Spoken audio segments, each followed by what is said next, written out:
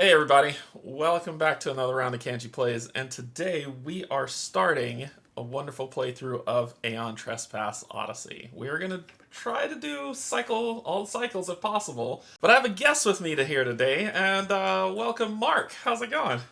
Pretty good. How you doing? I'm doing all right. So you recognize Mark's voice from our Frosthaven digital play. He happened to live very close to me, and I knew I couldn't handle playing four of these all by myself. So Mark has been kind enough to just come on in and help me to play. So I appreciate it. Thank you. And before we begin, I just want to say thanks to my patrons, subscribers, and if you're neither coming in to hang out, thank you as well as we dive into this playthrough of Aeon Trespass Odyssey. We'll be going through the Learn to Play, and then from there we'll just keep going in the cycle one as it goes.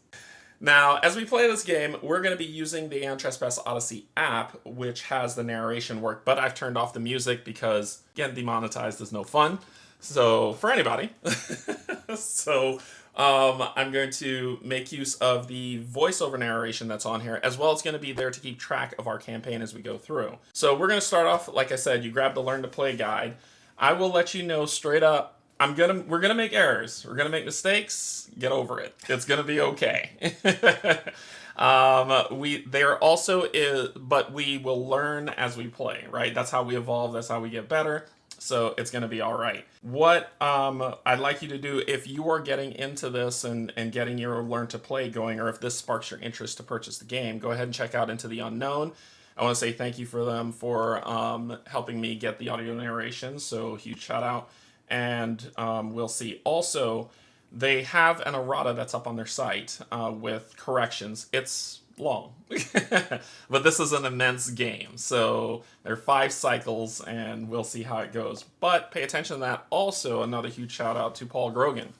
Paul Grogan did the How to Play videos for Aeon Trespass Odyssey. He did a magnificent job of doing it. It's a lot of information that he covered. And he helped me understand some things even from my first initial kind of showcase playthrough where I was like, oh yeah, I did that wrong. So I want to thank Paul for letting me know that I was wrong. Alright, so we're going to start with a Learn to Play, and we're going to flip this open and see where it goes. We'll have our table of contents, but we also have some audio narration to kind of feed us into what we're going to do. So we're going to pull up the app, and then we're going to go to Story. We're going to say that we're the first cycle, which is Truth of the Labyrinth, that we're going to select. And in there, we'll be doing our Learn to Play, which will go to the first one of the Learn to Play, which is Arise, where you can enjoy this wonderful audio.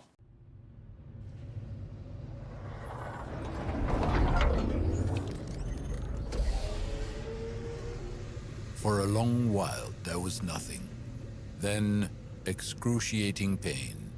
You awakened to the cold embrace of the old priest's wiry hands, his wrinkled face an unsung epic unto itself, his tired but fiery eyes telling you that that epic is not quite finished. Awaken, dreamer, there is need. You are rushed through the half-lit corridors, sandals clanging on the metal floor, hurried shouts cheering you on. You enter a giant round room the priest called the Union Balaneon. Green liquid pours from bronze pipes and into a large pool in the middle. Long, thick roots hang from the ceiling, each tipped with a metal spike. Is there a tree, you wonder absent-mindedly? The old priest does not waste time. Hecaton comes. It crawled onto the ship when we entered the shallows. We are the flame it wants to extinguish. Let it not. Dive in the pool, O Argonaut, and dream the dream of power. Though you have many questions, you recognize the immediacy of the old man's plea. You submerge into the emerald waters. The liquid is warm and soothing. Suddenly you feel elated and terrified. As another consciousness makes its presence known, you start to lose your sense of self. You feel that other more palpably now, simple and unrefined, raw and primal, tremendous power of a titan. How do I control it? Learn through struggle? last words of the priest are drowned by the mighty bellowing roar of the hecaton.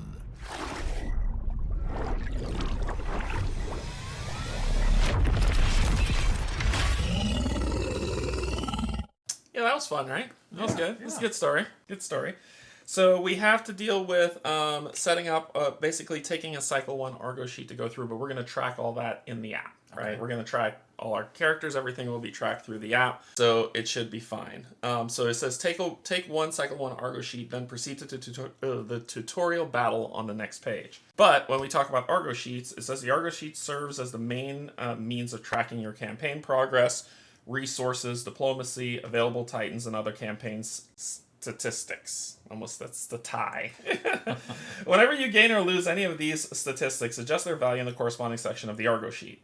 The Argo is your life. You may lose a battle, you may lose a titan, you may even lose Argonauts. But if you lose the Argo, you're done. You can find an Argo sheet for each cycle at the end of the corresponding storybook.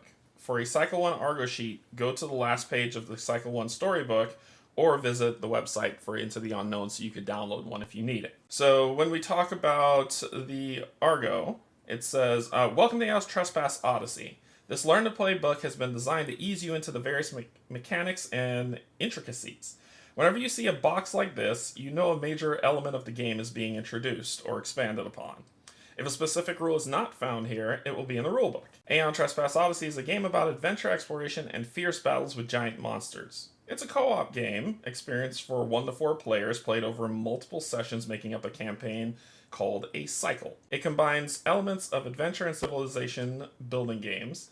You will travel around ancient Greece on board a giant city ship called the Argo, go on adventures, develop new technologies, craft new weapons and gear, train your Argonauts, create new titans, do battles with Primordials, and much, much more. On the next pages, you'll find instructions on how to prepare a battle. Slowly move from there. Every battle is fought on the battle board, which is what we have here. And this is a blinged out kind of battle board that I purchased from Rolling Mats, with miniatures representing Primordials and Titans. Now, see Argonauts, Titans, and Primordials. You may play as Argonauts controlling Titans, not the Titans themselves. Think of this as being as the steering wheel of a 30-foot tall wild giant. This is why you get separate Titans, Argonaut sheets, and Argonaut portrait cards. As the campaign progresses, you will unlock many new Titan classes, each represented by a separate Titan sheet. On the other hand, you're stuck with your Argonaut until they die or otherwise leave the ship. At the start of the campaign, you get an Argonaut portrait card, which provides you with a small skill bonus and an optional backstory. We encourage you to create your own, and an Argonaut sheet, which you will use to note your character's progress and other useful things. Primordials are the sworn enemy of all mortals. They appeared after the Eschaton, a cataclysmic event that wiped out the Olympian gods, and are hell-bent on destroying what's left. These are the unspeakable monsters larger even than the Titans. There is no negotiating with them. You will either be victorious or die. No pressure. Alright, so we'll bring back up the app, and we'll go to our tutorial battle, and we have more to listen to. The hecaton has broken through Argo's outer defenses. In its wake lies a serpentine path of broken shields and dreams. The hecaton's monstrous roars merge with a blaring of sirens and screech of bent metal, resulting in a cacophonic dirge. It's getting closer. Many brave warriors gave their lives to lead it to the control column garden. To you. You feel the Titan's heartbeat quicken. Its chiseled body becomes soaked with sweat. Can this awesome being of raw power even feel fear? Or is it all you? Giant muscles flex, and the Titan crouches, ready to pounce. The hecaton comes. All right, so before we begin, though, we're going to pull back. We're going to close this up for right now. Put it over here, and we need to select our Argonauts, which is what we're going to use here, and then our Titans that we're going to be going. So you have to play with 4 when you play this game, no matter the player count. You always have to play with 4 Titans. So we've got these sets of Titans built out, and you have to pick 2, and I have to pick 2. So I laid them all out. And as you pick the ones that you like, there's some backstory in the back that I'll have you read for yours, and I'll read for mine. So I'll let you start off as the guest. Okay. Who would you like to? Which Titans would you like to? Or should I say, which Argonaut would you like to pick? Just pick one or two. Well, you'll pick one. I'll pick one, and then you'll pick another. You'll end up with two, though. I like the looks of Telebacus. Telebacus. All right, we'll take Telebacus. Okay. All right. So you're picking. So he is grabbing Telebacus. So let's read the backstory of Telebacus. Telebacus. The always jovial Telebacus is the heart of the crew and serves as an intermediary between the mere mortals and the awakened Argonauts. He's also the only one who truly enjoys the junctioning with his Titan, which he finds enjoying and uplifting. All right, so you've picked up Telebacus. I am going to go with Leocules will be my pick for my type that I'm going to choose. And when we pull up Leocules, it basically says, Leocules doesn't know who he was, and he doesn't care a bit. His body remembers the hardships and the struggles of a life fought and won, the violence. He treats his awakening from the mausoleum as an opportunity to become a gentler, more empathetic man at peace with himself. So that will be mine. All right, so you get to choose your second one. Okay, I was looking at, what is this one? Cersagard? Cersagard's the one that you're looking at? All right, so let's talk about Cersagard. Cersagard does not remember how she lost an eye. Strangely, she does not harbor resentment, as if she deserved it. Calm and collected, she was anointed by the outcast council to lead the Argo after the stand against the Hermesian Pursuer, yeah. Many feel she lacks the empathy to lead the crew, while others urge that the cold and calculated approach is exactly what the Argo needs in these dark times. As for Cersagard, she spends more and more time junctioning with her Titan. In its mind's eye, she found a spark. Nice. So Cersagard will be yours. My final one, I was going between Penelope and Roz, Roz for the ones that I picked because either one is fine, but I think I'm going to go with Roz as mine that I'm going to use. So mine says, Roz learns she hails from the Forbidden East, where an ancient empire is said to have risen to immense power and wealth. She finds she has little in common with those notions, as the only thing she seeks is knowledge. And she will be the one that I choose. So we've selected our that we have, but this is the rest that's there. So if one dies, we can create another if we need to, right? So those will be ours, but now we need to move on to selecting our Titans. So who do you feel, you get to pick first once again, which Titan would you like to start with?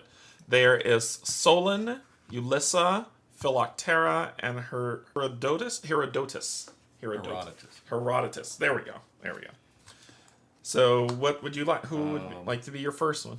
I think I'm going to pick Ulysses first. All right. So that is your Titan that you're selecting. So one thing's to notice on this Titan, on this Dreamwalker card, you'll also you will see that she has, whenever she's rolling to damage Aeon Trespass or their Aeon Trespass score, she'll be rolling red dice. Mm-hmm. Her base movement is 5 whenever she moves around, and all these Titans are the exact same. The minis are just different to let you distinguish between the two. So she also has her trauma board that's at the bottom. That'll let us know what trauma cards we draw based on the amount of danger that we have. And as we increase in rage on the right, it will let us know how much we get to add to the Kratos pool. Like it's kind of we're helping each other out as they build up. But there are things that can help us help.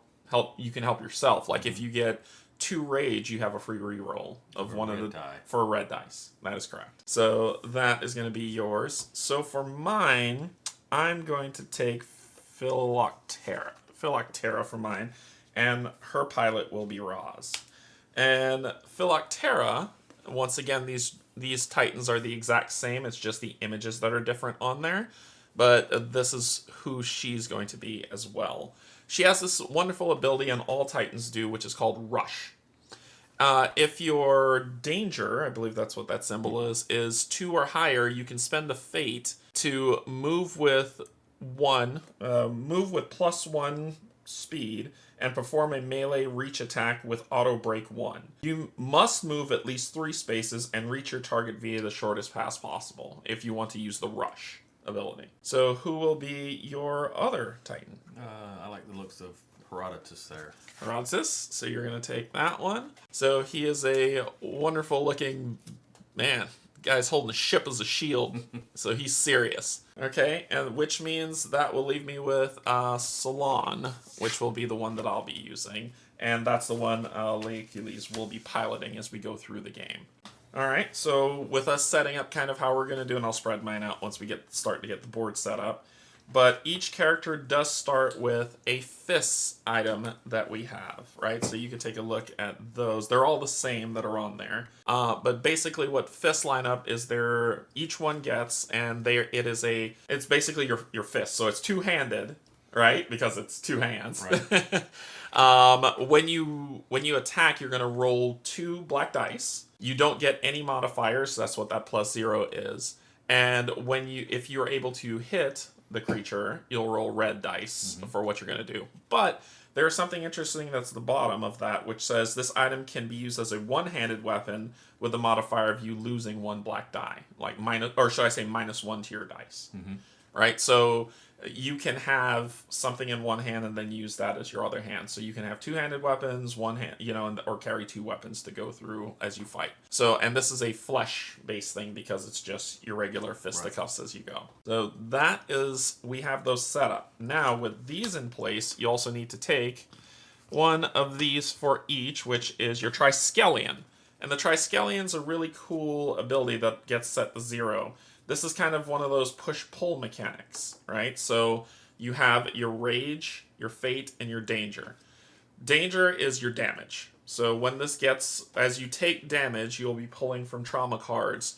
And when you take above 9, you'll be pulling an obol card to determine whether you live or die for this tutorial. Fate allows you to re-roll dice. So you have to spend 1 fate per each die that you want to re-roll. So when you tick out on the fate or you get above 9, you'll pull one of these Morios cards to determine what happens because fate has worked against you, right? You've bent it too much. Rage is your kind of syncing with the Titan, and if things get way too out of control, which means you go above rage, you'll pull one of these Kratos cards and see what happens as the Titan goes wild. And that's kind of how we're setting this up. So we're going to do a quick little blip, and we're going to set up the fight board, go through the rest of the fight as we do our setup, talk about it, and then go from there. All right, and with the magic of editing, poof, everything looks to be set up where we need to go. So we have, when I zoom in here, you can kind of see the setup. For right now, for this first game, you'll see that these wonderful columns, printed by Mark, thank you so much for doing that. There's a little bit of bling for our playout instead of using the cardboard pieces that just lay flat on the board, are here, but in future games they will be painted, so you'll get to see them look more columny. Is that kind of the word to go with on that? Sure, we'll go with that. So how this stuff is set up is basically what we do is first you need to prepare the battlefield, which we've done a lot of this, but I'm just going to run through it for you. There are 4 trauma decks that are going to come on here, and when we need to pull from them, that's when we'll shuffle. But basically the minor trauma, so if we have 1 to 3 danger, then that's what we'll pull from. We have the major trauma, so if we have 4 to 6, that's what we'll pull from. 7 to 9, we'll pull from the grave trauma, and then 10 or above, we're going to pull from the obol. Now in the tutorial segment of this, there's only 2 cards in here, and that's either you live or you die. Right. The end.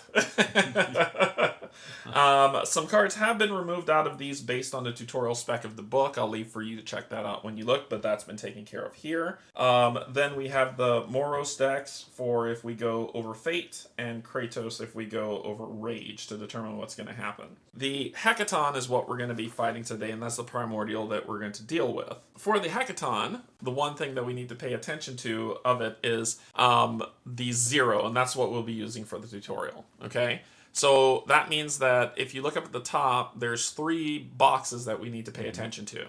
The first one is how much we need to roll on our dice to hit it, right? Not wound it, but hit it, right, which is a 7+. For its movement is 6, and its health is 6. So that means that once we wound it 6 times, we immediately win. We don't have to wait till the end of the round. The fight's over. It also has a trait called Friendly Warning, which if we look at right below the card of that, Friendly Warning says -2 to all knockbacks performed by the Hecaton.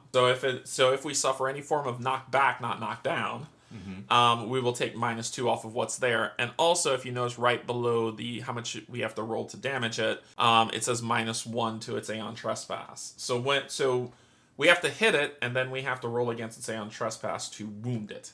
And whatever that number is on that card, we're going to just take 1 off of that number as we go through what's there. Okay, so that will be kind of what it is. And if you notice, there's other levels on here. So the Hecaton, as we go up the levels, as we go through the story, he gets stronger. But we'll be getting stronger too, so we won't stay the same. We won't be fighting with just our fists throughout this entire fight, or else we die. When it comes to facing directions, we'll deal with setting him up right at the end. But one of the things I want you to notice at the bottom of his sheet, you'll see where it shows R, which is the rear of him, and then an arrow with the front that's on the Hecaton card. What that means is his sight is here forward. And I'm just using this as an example. We'll face him in a little bit. And the rear is behind here, right? So when we have to fight behind him, that's kind of where that rear segment is of what we're dealing with. Just to keep that in mind for what we need. We've also set up his AI cards, so this is how he's going to on his turn. And the Hecaton always goes first. So we've set up his AI cards here, and then we set up his body part cards that are here. So basically, this is how he's going to attack us. And when we hit him, we'll be pulling from the lowest number deck to see what's there. Now, when we wound him, he will escalate, which means that we will be adding when we take off a body part card, we'll be adding a body part card on the deck. So this deck will always stay the same size, right?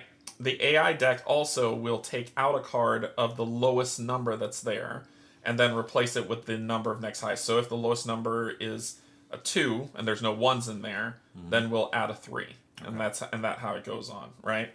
So these decks will always stay the same size. We're just building off of them from other decks that makes them a little bit more dangerous. More powerful cards. More powerful. We also will be playing with columns. And so with the column symbol that's on here, and here you can look at it if you want to read it. With the columns, it's basically an obstacle. It's obscuring and it's destructible. So the Hecaton can move through any terrain unless it's destructible, right? Which he will destroy it if he goes through, but the rest he can just move through any terrain that's there. So trap, if you push the Primordial into this tile, remove this tile and roll a d10. On a 1 to 2, nothing happens. On a 3 to 8, +1 negative Aeon Trespass token in the Kratos pool. I think that's an Aeon Trespass token that's on there. Because it's usually, I believe that's what that is. And then 9 to 10, +2 negative Aeon Trespass tokens in the Kratos pool. So if you knock him in, we have a better chance to wound him when we hit him, which is fantastic. So that's kind of the columns that are set up on the board. The Primordial, every Primordial comes with a routine and a signature card. And those cards denote just kind of the base things that they do. So for... Ooh, I thought I put this on here. Oh, here we go. For the signature card for the Hecaton, it will be a SWAT. So you see where it says X because it's his signature card, and it even says signature at the bottom. But there's 2 dice that's rolled, you need a 9+. And basically the targeting structure's on the bottom. Now, one thing that Paul taught me that I didn't know was the exclamation point was places where you can interject things. right. Where you can try to break what's there. But we don't have that ability just yet, but we will later as we go through the cycle. However, how you go through this is targeting the first targeting thing he tries. If he can't do that, he'll do the second targeting thing that he'll try. And if nothing happens there, something else will occur, which will be his routine, right? And so with that routine, his is called Idle Hands. And this means that the Argo loses 1 hull. Remember, the Argo is your life. Yes. So he's going to be he's basically bashing about the Argo if he can't get to us. So he's going to do something even if he can't do anything to us, if that makes sense. This monstrosity has found us. So we'll be having to deal with that. And the X also, like I said, they usually denote level, but it can transcend that. And these do change. These cards are double-sided, so they do change. Okay. And he'll get stronger and do other things as we play. As we go through kind of dealing with him. So we've gone through these. These are the conditions that we'll get, and you'll see these pop up because we're going to get knocked down. Yeah. So you'll see those come up. You'll see these sets here. We also have what's called the Kratos active Kratos pool, right? Mm-hmm. So that right here, and these are kind of blinged out tokens that are here. For the start game, you have these two types, which are called open and break. Open tokens that are added to the Kratos pool give you each token gives you +1 to a die roll that you use, right? Which is the blue one, correct? And then the yellow one, which is the break token, gives you +1 to your Aeon Trespass rolls. So it's another way to try to mitigate dice rolls to help deal with the hecaton that goes on. How this thing works is each player helps each other out. So they started doing that. They started it here, but you'll see it in other games. And Normandy also does the same type of thing where it moves from an inactive pool to an active pool. Okay. After you finish taking your turn, then from what you have on your rage will determine what you put in the active Kratos pool for the next player. So that means that the next player will get access to that. We talk about it across the board. It's not a big secret. So if I say, hey, what token do you need? And you're like, give me a break token. So I'll say, okay, well, I only have one rage. I'm going to give you a break token for when you go. Okay. And usually that's how we're going to play it. It's going to be, Mark will take a turn, I'll take a turn, and then things will be perfect for what we need to do. So hopefully that makes sense. Is that making sense? Sure. Makes plenty sense. Also, what we're going to do before we jump in, because I know I jumped in the setup and there was a bunch of other steps and people were saying, whoa, what about setting up your Titans and all that other stuff? Well, we're going to track that in this app. And so basically we're going to create a new campaign called our Odyssey. Okay. All right, our Odyssey that we're going to do. And the cycle that we'll be doing is Cycle 1, Truth of the Labyrinth. And it will be, let's just say, I'll be the host because I'll be the one running everything on here. Mm-hmm. All right, so we'll check that. It's talking about kind of, giving you a glossary of all these different... So it's saying in this app, there's a glossary button, and that's what you can go through to see everything, right? So the app also provides information. This is the reason why I didn't want to break out a bunch of paper, because paper will be everywhere if we're trying to do it. And we're just going to let the app track what's here. And in this app, we have our timeline, our map, our adventures, the Argonauts, all these different things. Everything that we need to track is tracked in this app, which is fantastic. So... let's see, the timeline setup, Argonaut panel, blah, blah, blah, blah, blah, search filters.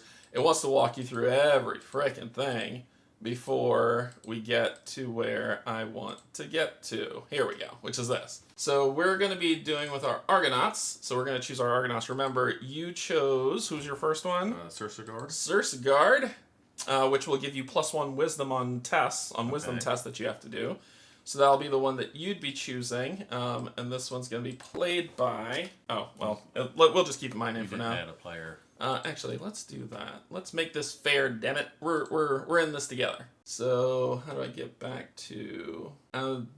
settings? That's just hosting the game. That's just hosting the game. Okay. Yeah, we'll just keep it as me for now. No biggie. So you'll be playing Cersegard, which sets you up fully here. I chose Leocules as mine with willpower to check that off. You chose Telebacus, right? Telebacus with his endurance test because that beard is righteous. And I chose Roz as mine with courage 1 that's set there. So there are our Titans all set up and ready to go, right? Everything is being tracked, all numbers set, and as we go through before we get in the fights, we'll just update those that are there. We'll get into the map and the adventures in a while for what we go through. We'll go through the timeline. We got all that stuff to deal with, but just to show people that we've set up the characters set. At the bottom here, while this will be set up in due time, what I want you to notice here is kind of like this is our tracking for our hull number to start, the amount of people that we have with us, strangers with us, all these other things that are the amount of titans that we carry. And this one here we'll get into as well as we go. But I just want to show people, hey, we set it up, right? we didn't skip any steps because they'll be like, whoa, what you doing there, Tex? So I just want to show people we got those portions set up. All right, so we're ready to dive into this and play as we go. We need to determine where this creature will face, and I believe what we do is we grab the minor trauma cards, give them a good old shuffle, and we're gonna pull up a specific minor trauma, so it doesn't matter. So we'll pull the first one, and it says south. Ah, look, perfect. Okay. So that trauma card that we have that we're setting up, and that one was Battle Cry. I did not put you in alphabetical order. But if you notice on Battle Cry, the arrow at the bottom left points down. Mm-hmm. So that is where the Titan will start facing. That's all that does, right? That's all we need for that. So we'll put it back in here, give it a nice little shuffle, and that's the direction the Titan will be facing when we start. Okay, the Titan goes first. Yay, right? Yay! What could go possibly wrong with the Titan going first? So his first AI card is always, and you can pull from that AI deck from there, Cold Open, which is what's there, right? So this, for the tutorial, that's what he's going to be playing with, that he's going to be having fun with us. And that one says that his target is going to be the closest Titan in front in range, which is going to be interesting. Because if we go down to the board here, there we go. If we go down to the board here, oh, and we also have to take the, someone has to select to be the starter. Target. The target. Someone has to be the target. You can give it to me. We can actually rock, paper, scissors this bad boy. All right. Oh, you gotta move in a little bit. Oh, sorry. Let me zoom out. There we go. All ready? Oh. Three, okay, man. 3. 1, 2, 3. Paper covers rock. Yeah, so you are... So that gives it to me. And you get to put it on either one that you want to do. We'll put it on Ulysses. Alright, that will work. Okay, so for Cold Open, closest Titan in front in range. Right? So remember, the front is here, forward. Right. Closest Titan in front in range. So that's a tie between your two. So it's tied between my two. I'm gonna get hit really hard. We're gonna let Philoctera take it. So that means any closest Titan in front in range. If no one was, then closest Titan in sight. So these are the closest in front, and it will move. And then the next thing, then there's the exclamation point that says if we could try to break something to stop it, but we can't right now. So it will move and attack. So, and remember, for its movement, for those who wanted to recall kind of how this thing functions, oop, wrong button, is its movement is 6. So how the Titan moves is it moves in what people call a zigzag pattern, but it's trying to get to the horizontal where it can move straight towards you. Mm-hmm. So vertically, it's going to kind of move side to side to side until it can get to you. So for this one, it's going to kind of do, I believe it'll go this way, this way, this way, this way, turn, and face me. So that's what it's going to do. Then we'll do its Cold Open, which the next thing says to move and attack. And there's 4 black dice that it's rolling. If I had 3 or more fate, it would roll an extra dice, making it 5. But each hit, it deals 1 danger. So I have to roll 4 black dice, 3 black dice, if we're being accurate. I'll roll 3 black dice, and you always have to roll the white die. Always, no matter what, right? For the Hecaton, it doesn't matter, but for us it does, because this is our crit die that we need to roll. And we're going to roll these. And what I'd like to get is 6 or higher. For every one that is not 6 or higher, I will take 1 danger, which sucks. Like, he can hit me with 4 damage already just to start, which, my dice rolling will be awful. It's not going to be great. It's not going to be great. So we're going to pull in the dice here, and we're going to see... I got a 10, a 7, a 3, and a 1. So I've got 2 that's here, and that's not considered a crit, right? Because the crit die is only it's always a success. But it's always a success. A 1 is always a failure. Yes. You could choose to re-roll a 1, but it's still always a failure. Right. So this one doesn't make sense for me to do. And if you roll a 1 again, It's a double failure. It's a double failure. So instead of doing that, I am going to come up to her Triskelion, raise face by 1, to re-roll just this one die and see how she does. Come on, baby. Oh, so she's going to take 2 danger, which means if we look on her Triskelion, we'll move her danger from not to 9 to 1, and then to 2, setting it to 2, right? And then we have to take a look at what else Cold Open is doing. After attack, push back 3. Not knock back, push back, which is very important to know because push back means he's coming with you. Mm-hmm. So he'll move me back 1, 2, 3, and he'll move 1, 2, 3. And when he does this, he destroys this thing when he moves into it. So that gets destroyed. And it only bothers him if we push him into it. That would get destroyed there. So that happens. Now, he hit us, and he hit me for 2 danger. When 2 danger happens, and I'm keeping the card up there for people to kind of see what's going on.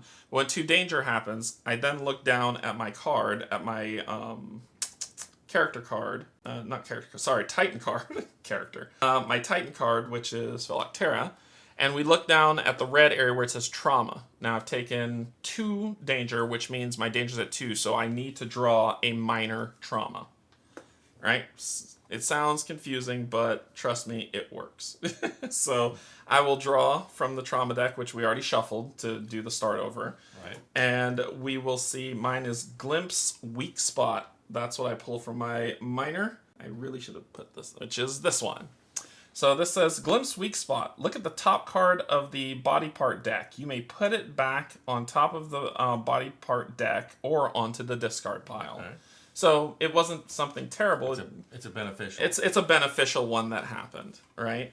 So it wasn't awful, but I still took some heavy damage, which I'm not too thrilled with. Right.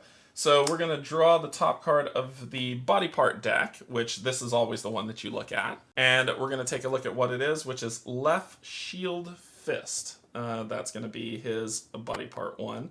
So Left Shield Fist. This one has an Aeon Trespass of 4. And if we wound it, we will gain a fate and suffer knockdown. If we crit it, we skip that, and then we read what's at the bottom. Do you want this card to be in the discard pile? It's rolling it would be a 3, because remember it's -1. Do you want to... Let's risk it and put it on the discard. You want to put it on discard? Okay, cool. So we'll put this one on the discard. His AI turn is over. That was awful. And that'll go to discard as well. And then that will end the Hecaton's turn. So now it's our turn, and we go in any order. It doesn't matter. And every round, it doesn't matter. Right. You took the first hit. You go first. Ooh. Let's see. Okay. So what I'm going to do is I'm going to let her go first. Remember, her movement's 5. 1, 2, 3, 4, 5. So I'm going to move 1, 2, 3, 4. Actually, 1, 2, 3. I'm going to go here. Yeah. And positionals will be a big thing when we get more equipment because we can start knocking things around. But I want to leave space for people to get there, especially if this thing runs away. I wanted to, actually, which makes sense for me to go 1, 2, 3, 4 here. Because then if he pushes me, I push him closer to you. And you got more room. And I got more room, so I won't knock into this or I won't go into you. So if we ever run into each other, we suffer what's called crash. And what crash happens is you take a danger and then you're knocked down. That's only if you end on me, right? No, if I run into you at all. If I run into an obstacle, that's what happens. If the terrible thing that happens though is that but you will be displaced. Right? If you cannot be displaced, you die. Right. which is not a great thing. All right, so she moved her 5 there. Okay. And then she's going to use her fists to do a little bit of battle to this guy. So if we look at our items, for our fist, then we get to attack with 2 black dice. This is a quick pause we have to do to check some rules. We wanted to check to see if what happens if we do go in and I said if you move into the space, you get it. We weren't able to find anything in the rule book of that, but you said you remember Paul saying if you end your turn with the Titan, they'll suffer crash. Right. Otherwise, you go through, which kind of gives the theme that the other one ducks, right? And you go past that. So we'll operate with that until someone tells us otherwise. And in later videos, we'll update it if that's not the case. Okay. If that makes sense. We can rewatch his videos. Yeah, we can rewatch his videos and get it right. So I moved over here, and the reason why I did that was to get him closer over here, but that still leaves some distance for this one to move. So I actually, while I was here, I was considering changing to go back over here. Can I even move there? I was here. 1, 2, 3, 4, 5. So no. You were here. Yeah. So then I'd have to go 1, 2, 3, one. 4, 5, and I could go here. So I'll say I'll end my turn back over here just to go with the strategy of it, so that if he does push, I'll push him this way, which will give everybody a chance to try to get at him and hopefully not crash into this. Whenever I'm about to do an attack, I have to gain 1 rage. Right? So that's 1 rage that I gain.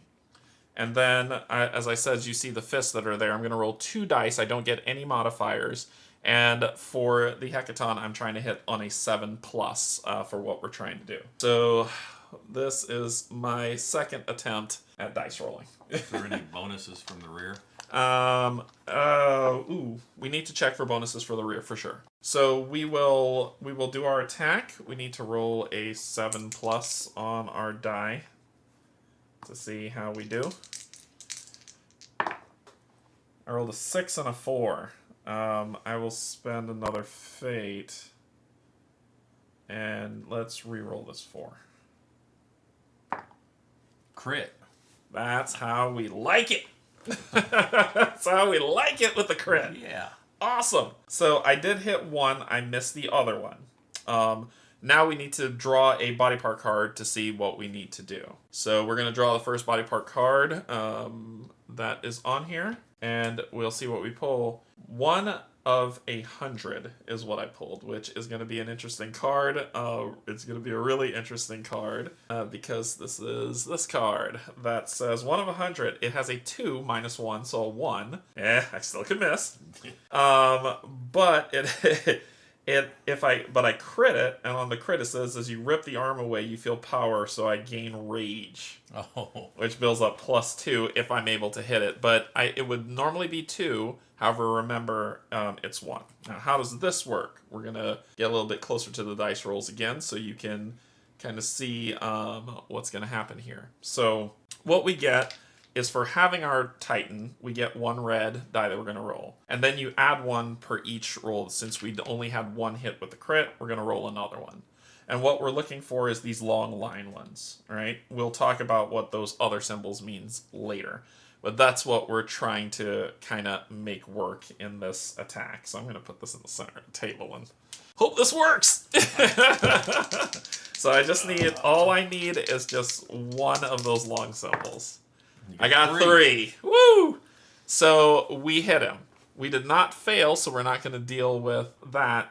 But we did crit on it. Well, when you crit, you skip the top one, don't you? You do skip the top one. But I'm just saying, like, if we failed, we would have had to deal with the top one. Oh, right. Yeah, but we did hit, and when you do hit, you skip everything above and just go straight to the crit, which means we rip one of it. In my rage of being damaged, I ripped this frickin' arm off the bastard, and we hurt him. So we're going to put this now in the wound stack, which will go over here. Which this is 1 wound that we put on him of the 6 that we need, right? Mm-hmm. So that card is no longer a card that is that card is no longer a card that is available for him to use. However, he is immediately going to escalate, and what that means is you are going to remove 1 AI card of the lowest level from there, and we need to shuffle these because this is gonna suck. And then we're going to grab 1 and shuffle it into here. So I'll let you shuffle those. So an AI2 card. And then we'll also grab a body part card that is level 2, which is because we hit a level 1 spot. We're going to grab a level 2 one, and that's going to get shuffled into that one. So we know level 1's coming, and this card will just be removed from this fight. So, yep. Yay! Oh. So I was able to get some sweet revenge, but remember that the damage on this one says that I increase my rage by 2. So that means my rage is going to go all the way to 3. But my turn's not done yet, because now I need to look here to say, hey, look, I get to do a bunch of stuff now. So on level 3, and we can take a look at her board again, just so you can see what that means. Titans, for her. On level 3, I get to add...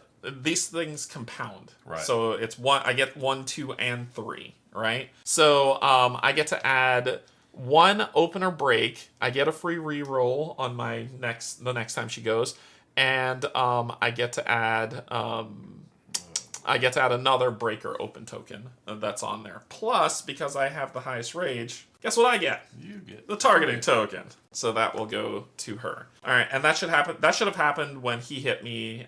When my first turn, when I attacked him, as soon as I rolled it to 1. Oh yeah. I should have immediately taken it. So what do you need? Because it's going to be your turn next. You get 2 tokens. Do you want to break or open? 2 opens, 2 breaks. Let's start out, since I don't really have nothing, 1 of each. 1 of each. So I will put an open and a break token in the Kratos pool for him to use, and that is going to end her turn. On your turn, you get a move and you get an attack. Okay. That ends your turn. So it is your turn now. So which Titan will go next? I think I'm going to get Telebacchus. Awesome. And have him 5. It's a move of 5. Yeah. 1, 2, 3, 4. Perfect. And okay. Now I will attack. Okay. So I get 2 black dice, or 1 black, 1 white. 1 black. You always roll the white die. And remember, he has an open token, which will give him +1 to 1 of his dice. Unfortunately, when it comes to critting, if you have a 9 and use an open, makes it a 10, it's not a crit. You have to roll the crit to get the crit. Okay. Now I want Yeah. So basically, the update that we just checked was that this will add +1 to each die, not to 1 die. And this will just do 1. This should just do 1 because you're using it for 1. turns 1. So it's just the open tokens that add precision. Right. Okay. So whatever he rolls, this will add +1 to each die. But the thing still stays true that you have to roll a natural 10 to crit. Right. Yes. So I'm going to use the opening token. Well, you get to choose it after you roll, and it goes away Okay. any at the end of the roll. So let's see how you do. 5 and a 2.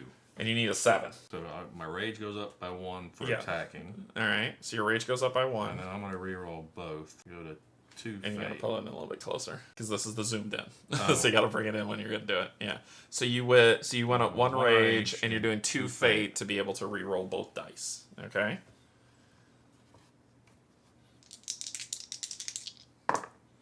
A 6 and a 5. So I can use this to get 1 hit. Yeah, right. And you can only use fate to re-roll the die a specific die once.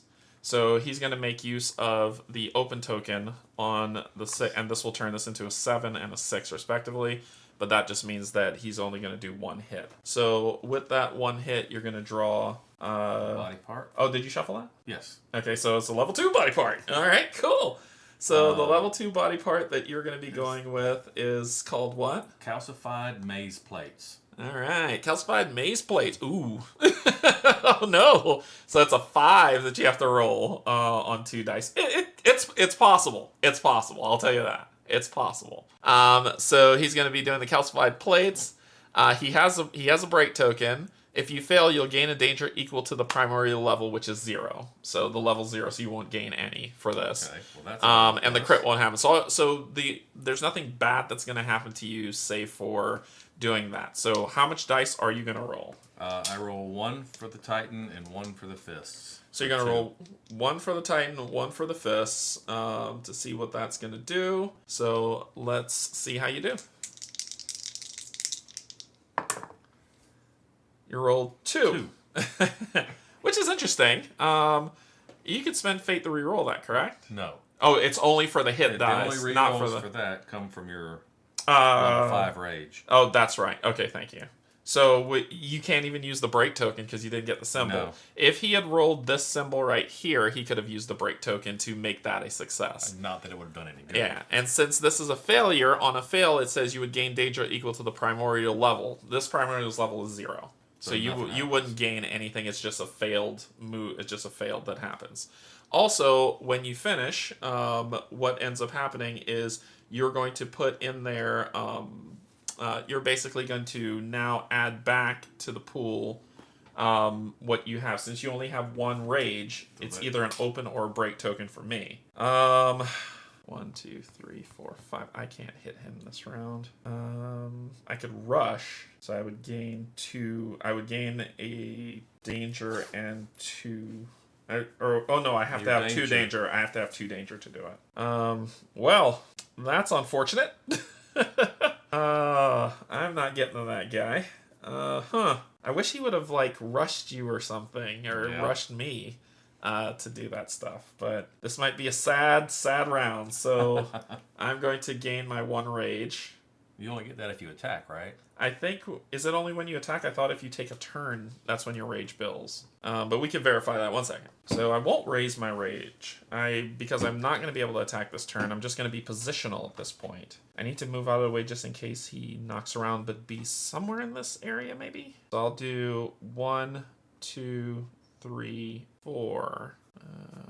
1, 2, 3. Yep, 4. And I'll stop right there, and that'll be my turn. So Leocules is done.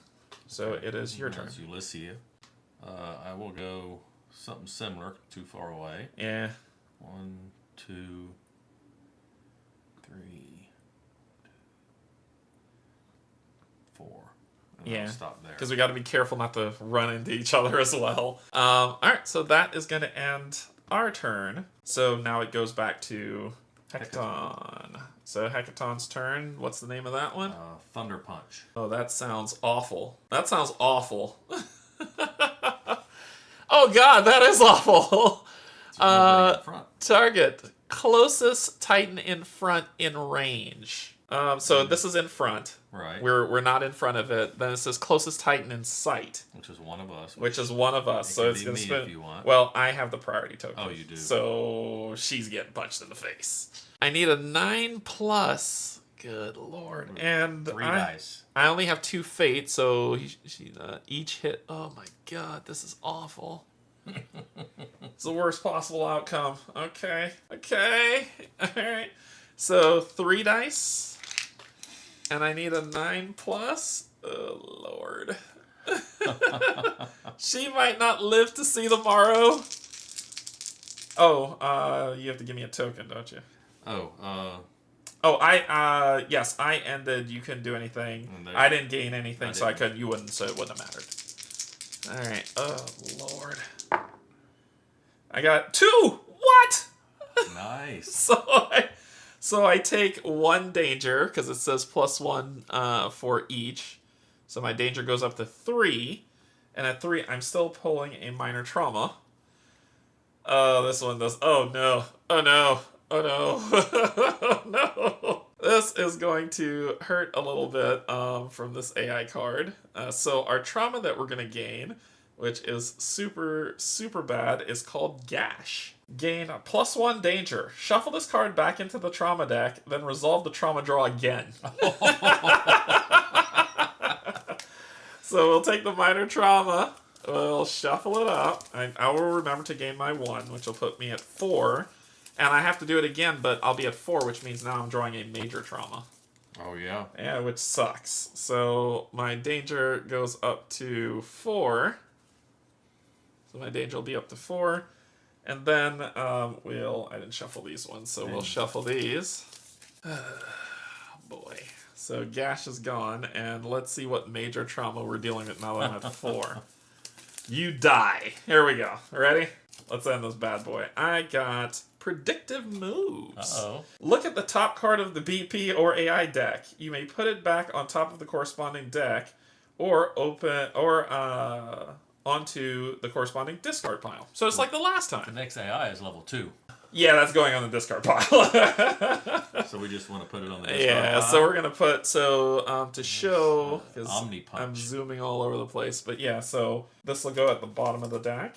So that was the Omni Punch. So we looked at the AI card, which was the Omni Punch, which would have hurt a lot because it's all adjacent Titans. So for the Primordials AI card for level 2 of Omni Punch, it would have been all adjacent Titans. Cool. That would have hurt. That would have hurt a lot. So I did not want that. We chose to put that on the discard pile. Boy, that guy sucked. Was there anything else on that card to do? Yes, he knocks me down. So he does inflict knockdown. When you inflict knockdown, I'm going to grab the knockdown condition card. So I'll be suffering what's called knockdown. Unfortunately, I did not do this one, so you will have to just enjoy my big ol' hands in the way to show you this card. So knockdown. You are knocked down. Place your miniature on its side as a reminder. You cannot move voluntarily, attack, or use actions or abilities unless stated otherwise. If this card is discarded by another effect, stand up. See the other side of this card. At the end of your next turn, flip this card. So I suffered some knockdown. So she'll take that knockdown. She'll get put on her side, which is there. All right. There is a way for people to help me up, which will get rid of the card. Right. But it is what it is. So that ends his turn. So now it is our turn again. You want to go first? You can go first. Sure. Well, we're going to have Herodotus go first again to make way for Ulyssia. Yeah, and hopefully he'll push. So And where you going? 1, 2, 3. I'll make if he pushes with you, he's gonna move further away. 4. But If it's I up go to you. there, then yeah, that's dangerous. yeah, we'll go here. That's a little Okay. safer. All right, so you'll move there. And then we're going to attack him again. So we need to draw a body part card. Nope, you need to roll dice. We'll roll dice first. You gotta hit him first before you that's do right. that. We're going for 7 or higher. Yeah, that's correct. There are no. There are no pools So in the I'm pool. raising my rage up to 2 Yep. and looking for a 7 or higher. Yep. 2 and a 3. Nothing. It's fun. It's fun, right? It's fun. It's supposed to be fun. Let's try to re-roll one of them. All right, so you're gonna raise your increase my fate to 3. Okay. And we'll The white re-roll die. this. Maybe I'm Yeah. gonna crit. 1. Let's go ahead and try the black one. Okay. So go to 4 fate. All right. That's in a little bit of a dangerous area. What do you got? 1. Finally found somebody with worse rolls than you. Yeah. So nothing happens there. That is a complete whiff on that turn. We have nothing that makes it bad though, not yet. Right, but you need to throw some stuff in the Kratos pool. So going on fate, I have 4 fate, Yeah. so I can give you. Oh, you had more than 2 rage? No, I went up to 2 rage. Okay, so you had a reroll, so gain back 1 fate. When you went to 2 rage, That's a reroll of a red die. Oh, it's a red die. Okay, Yes. never mind. Okay. All right, So so you can have an open or a break. 2, give me 1 of each. Give me one of each. 1 open, 1 break. All right. So on my turn, I'm going to let Solon do some stuff now. Let's gain that 1 for Solon. And then we're going to move 1, 2, 3 here. And then we're going to crash and bash. So let's get this in here. We're going to roll our 2 dice. Crit and a Man. 4. I must be lucky for you. I'm not saying anything. I'm gonna gain 1 fate to reroll this 4. At 2. That's unfortunate, but we did get the crit. Yes. So we will draw. Part? Draw the body part card. And what is the name of that card? The right mighty fist. The right mighty fist. This one. So it is 4 minus the 3. And then you gave me a break, which makes it a 2. Mm-hmm. Potentially. So on the crit, until the end of the battle, when attacking from a rear space, the Hecaton suffers -1. So now the rear spaces matter for what we're gonna do, which is fantastic. Fantastic if I can pull this off. But I gotta make it work first of all. So we're only rolling 2 dice, and I rolled 1. and 1 that's there. I can't re-roll, can I? Nope, I don't have enough rage. Well, that's 2. You only need 2. I only need 2? Because he's at -1, remember? Oh, no, this is 4. Did I read it wrong? Oh, the right mighty fist. I put up the wrong card. Oh, okay. That's why I was like, wait, something's wrong there. So it's the right might. Another card I did not put on here. Okay, that's why I didn't see it. Okay, so we will have this one up for the right mighty fist, which is this one. So right mighty fist that I crit on. So I skip the wound and I go straight to the crit. So he would not do what's on the wound. Right. He would just do the critical. So Hecaton gains a 1 negative precision token, which is what this is. So I showed the wrong card. I apologize. This is the right card to show. I just did not load that graphic, which is fantastic. So I needed a 2 because it's -1. I rolled 1, and then I have the break token to make it a 2, which does wound. So he gains 1 negative precision token, which means it's a -1. It's a -1 to hit him, or is a -1 to... So we wound. That's wound number 2 of what's there. This will go, and we are ready to continue with the next fight. Do you want an open or a break token on your turn for what you need? What do you think? Do I get just 1? Yeah, just 1. Give me the break. You want a break token? Okay, so we'll put that in the pool for him because I have 1 rage. Wow, that was amazing. So giving him a precision token, because we had to look it up, is we give him a precision token which will go on his card, and that means that when he attacks us, it's -1 to... it's basically -1 to the evade value of what we have to do to hit him. And that's kind of what it sets to. So we'll put 1 on there and continue going. Like I said, we'll learn as we go. We'll learn as we go. So we've done 2 of the 6 damage we need. And it is your turn. Okay, so Ulyssia. Can Ulyssia get there? Yes, she can. What do you got? We're going to go 1, 2, 3, 4, 5. Perfect. So we've got 5. And now I roll... it's just regular. It's regular. The precision's for when he attacks. For when he attacks, not when we deal with stuff. So I'm rolling 2 dice. Well, you're going to raise that rage first. Raise that rage. Raise the rage by 1. Yeah. And you have a break token if you need it. Which will help me if I manage to hit. Yep. So you need it. You still need a 7. 7 or higher. 7 or higher. A 3 and a 4. Well, we are going to take 2 fate to reroll both of those. All right. A 3 and an 8. Got a hit. So you did get a hit. So you are going to draw a body part card. Oh, sorry, I forgot to escalate. So we'll take a level 2, shuffle that, and 1 comes out of here, and we add a level 2. Forgot to do that. Shuffle this out. Forgot to escalate in all my excitement of being able to do something twice. Oh, you got a level 2. So okay, we have hand feet. Hand feet. All right. So it's a 3. You have to do a 3, and you have a break token with 2 dice. With 2 red dice isn't too bad. So it's possible. Okay. No crit, so this just you'll have to deal with the fail if it occurs. I roll 1 for the Titan and 1 for the fists. Yeah, we put this before you put it in discard. Let's put it over here just in case. I'm at fate of 2, so I do have 1 reroll of a red. Yes, you do. So go ahead and roll. Not fate. That's not fate. That's rage. Oh, that's rage. I only have 1. Yeah.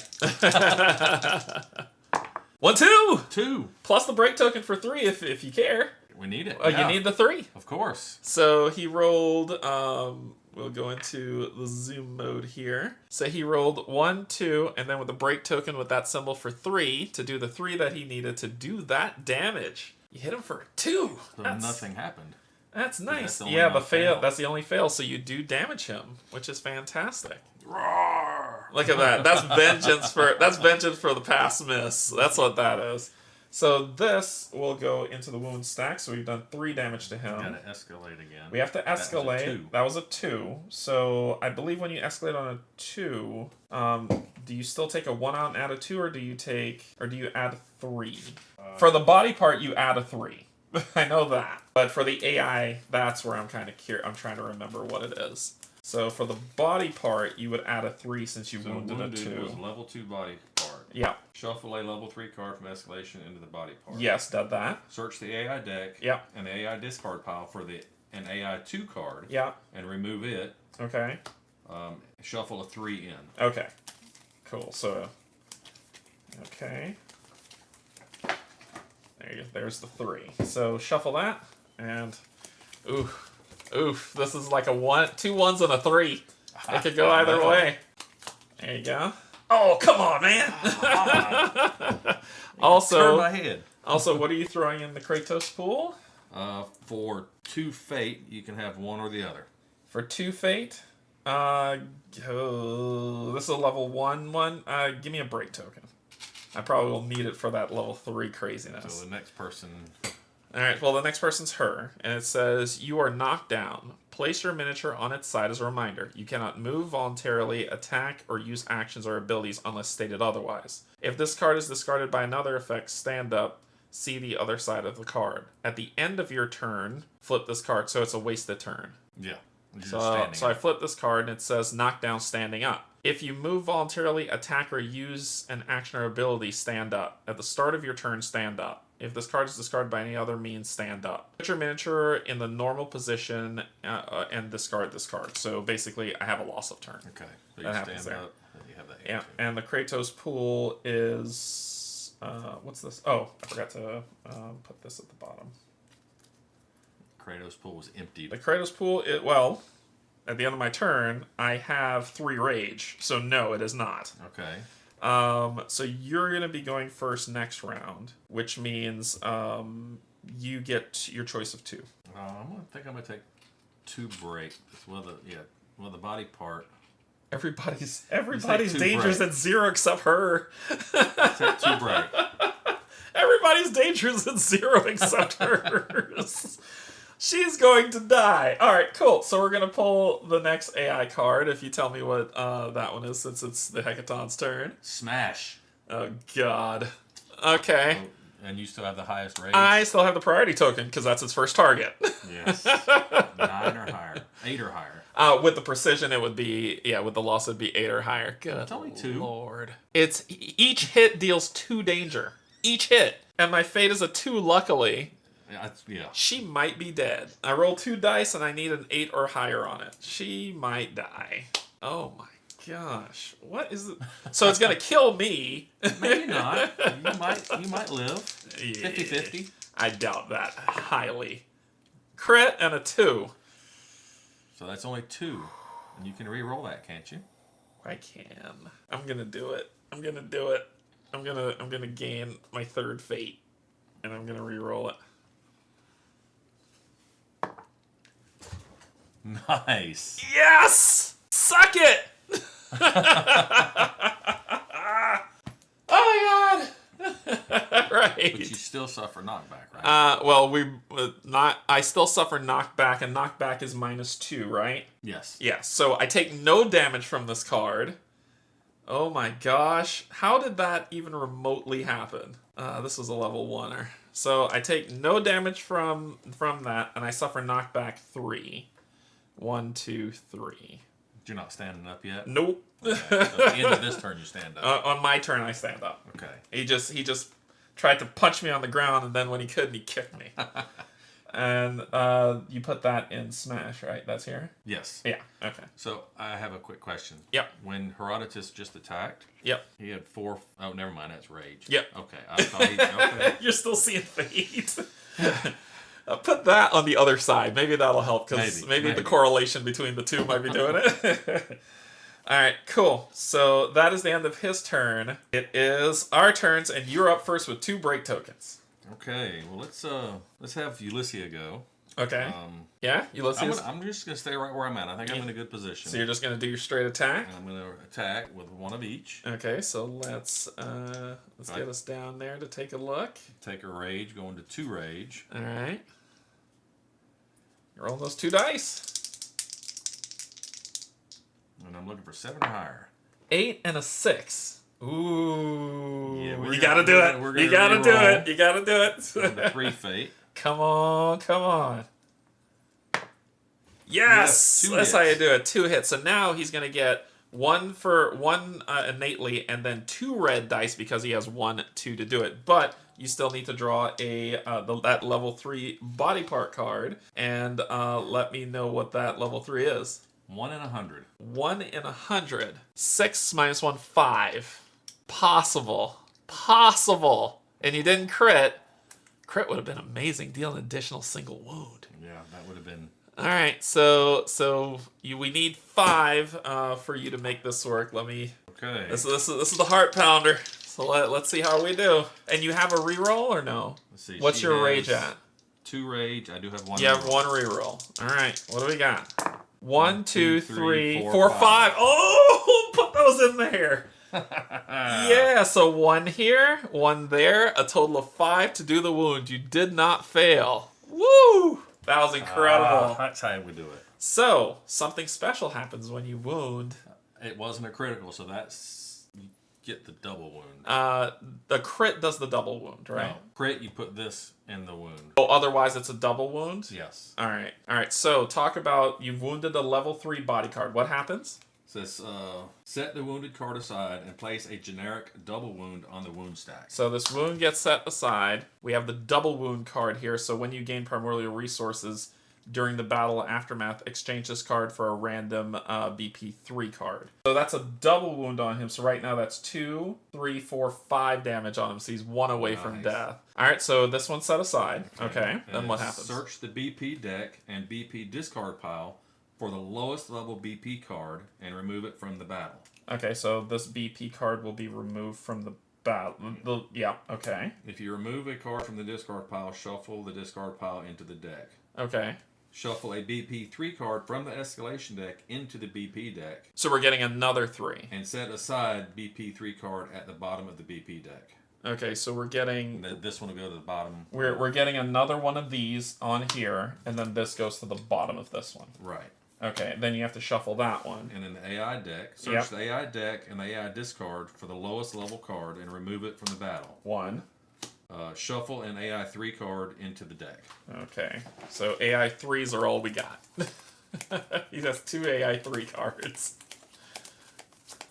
Okay.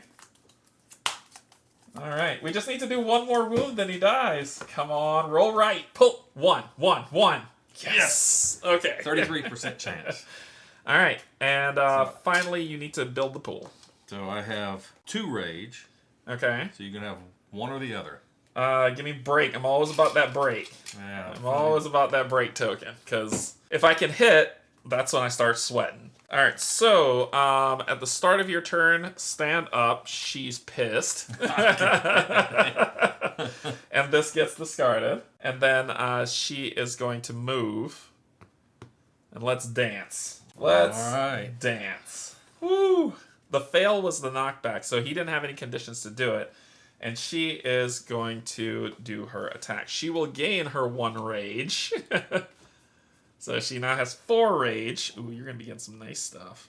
I have 2 rerolls of the red or a push. Or a push. And, Push 1. Yeah, but he's not anywhere where I want to push. So we're still going to roll our 2 dice to see how we're going to do.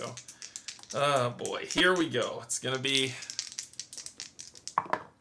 crit! Yes!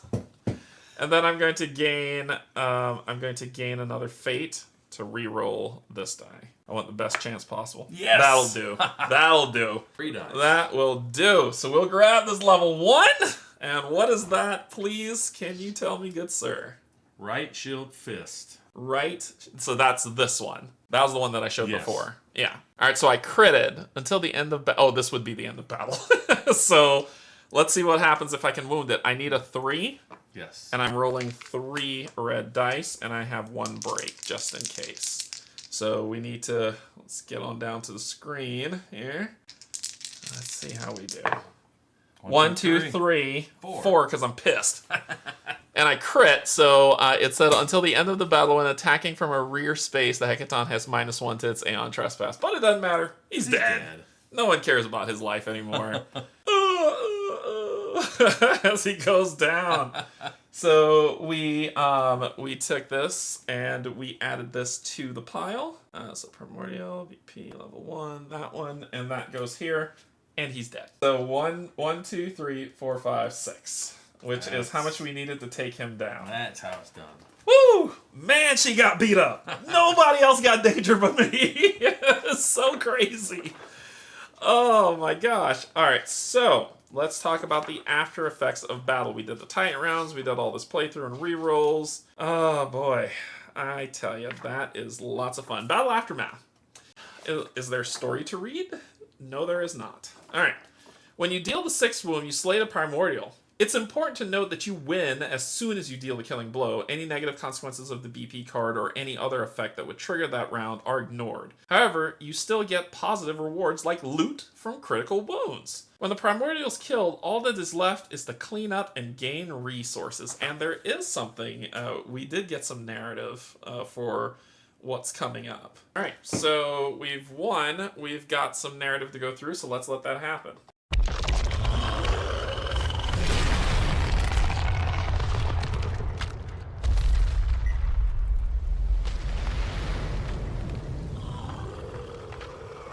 As the dust falls, you remain standing. The Hecaton does not. This was a hard-earned victory, but a victory nonetheless.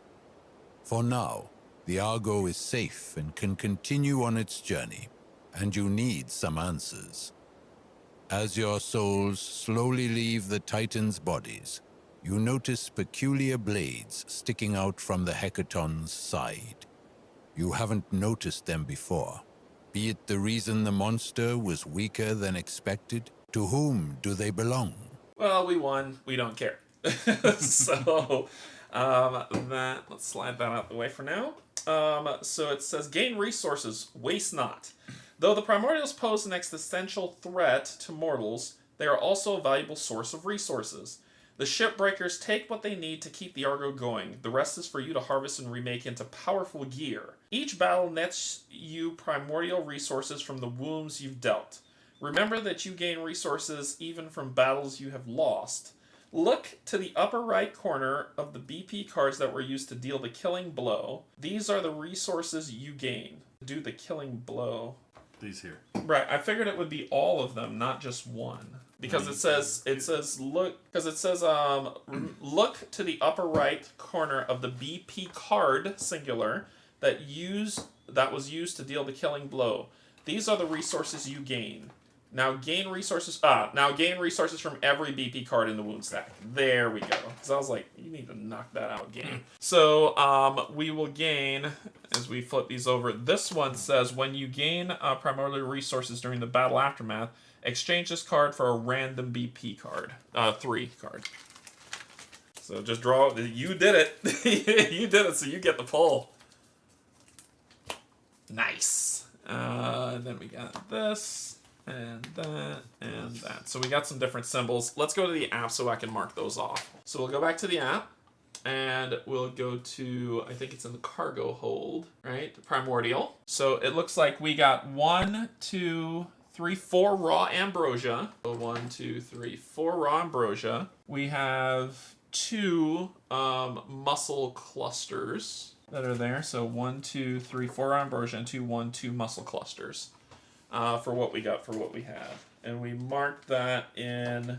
Note the resources you gained in the cargo hold section of your Argo sheet, right by the corresponding symbols. Use a pencil. You'll change these values regularly. No, I'm going to use the app. If you're lucky or skilled enough to critically wound the BP3 card, you also gain 1 Hecaton core, which we did. You did. We didn't critically wound the level 3 card. Oh, boo. Okay. Cores are noted in the cargo hold as well. For the future, though, you won't need it now. One often forgotten rule is that you gain all resources from wound times the primordial level. Remember this as well. So right now it's just these for the test, but from now on it'll be like one of those, and then when we find level 2, it'll be that times 2. Right. For what we have. Special reward, which is the Siren Teeth. Sometimes let me read this generic moves. Yep. Sometimes a battle will award you with something other than resources. An adventure, a Menmos node, technology, gear, it can be anything.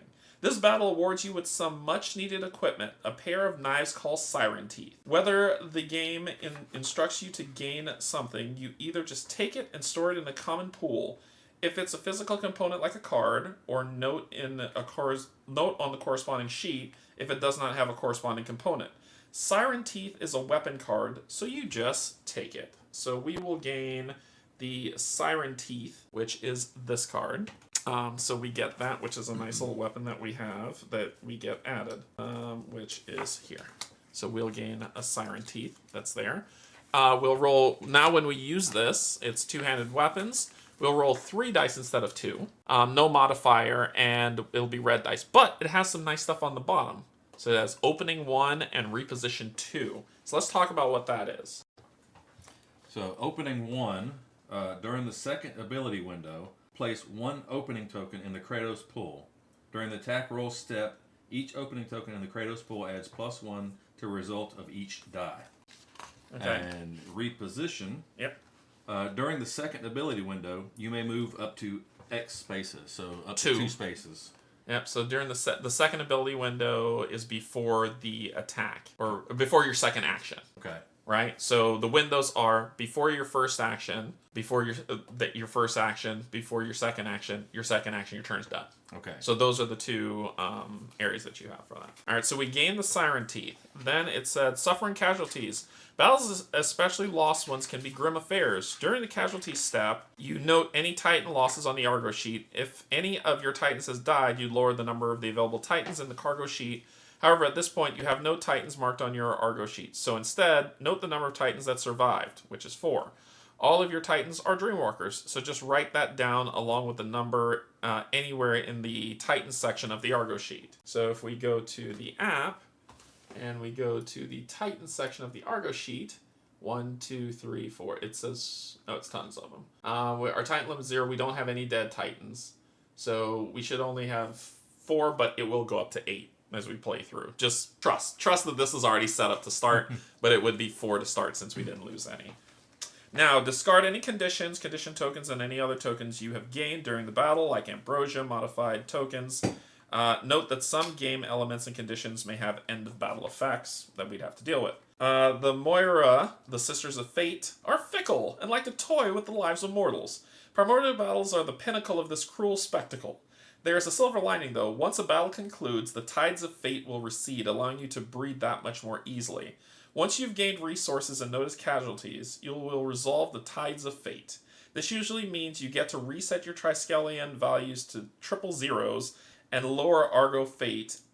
In Cycle 1, it's usually by 2. So our Argo Fate would lower by 2. Okay. At this point, you have no Argo Fate value on the Argo sheet, so you have nothing to lower, so just write 0 there instead. Returning to the voyage. Now, normally, at this point, you'd shuffle the exploration deck. However, you don't have it yet. So instead, just go to the tutorial campaign round 0 on the next page. So we have moved out of... Now we're going to be moving into exploration as we go on the map. So through the magical of editing, you will see it change from this to our new exploration area. Okay, so with the magic of editing, hey, look at that. Hey, here we are. We got ourselves set up. What's that thing, you might ask? You'll find out. So we're going into tutorial campaign round 0, which is called the Awakening. To make things easier, we've divided the next few pages of the Learn to Play book into game rounds. Each round represents a single day of the Argo. Each day will summarize what you should do to move the game along. You'll encounter several types of passages you're already familiar with, boxes that introduce new rules. From now on, you'll also come upon story passages like an Odyssey Resume below, which will help you immerse yourself into the world of Aeon Trespass Odyssey. Some passages called adventures will blend the story and rules together, often requiring you to make a decision. For now, let's go to the app and let's listen to an Odyssey Resumed.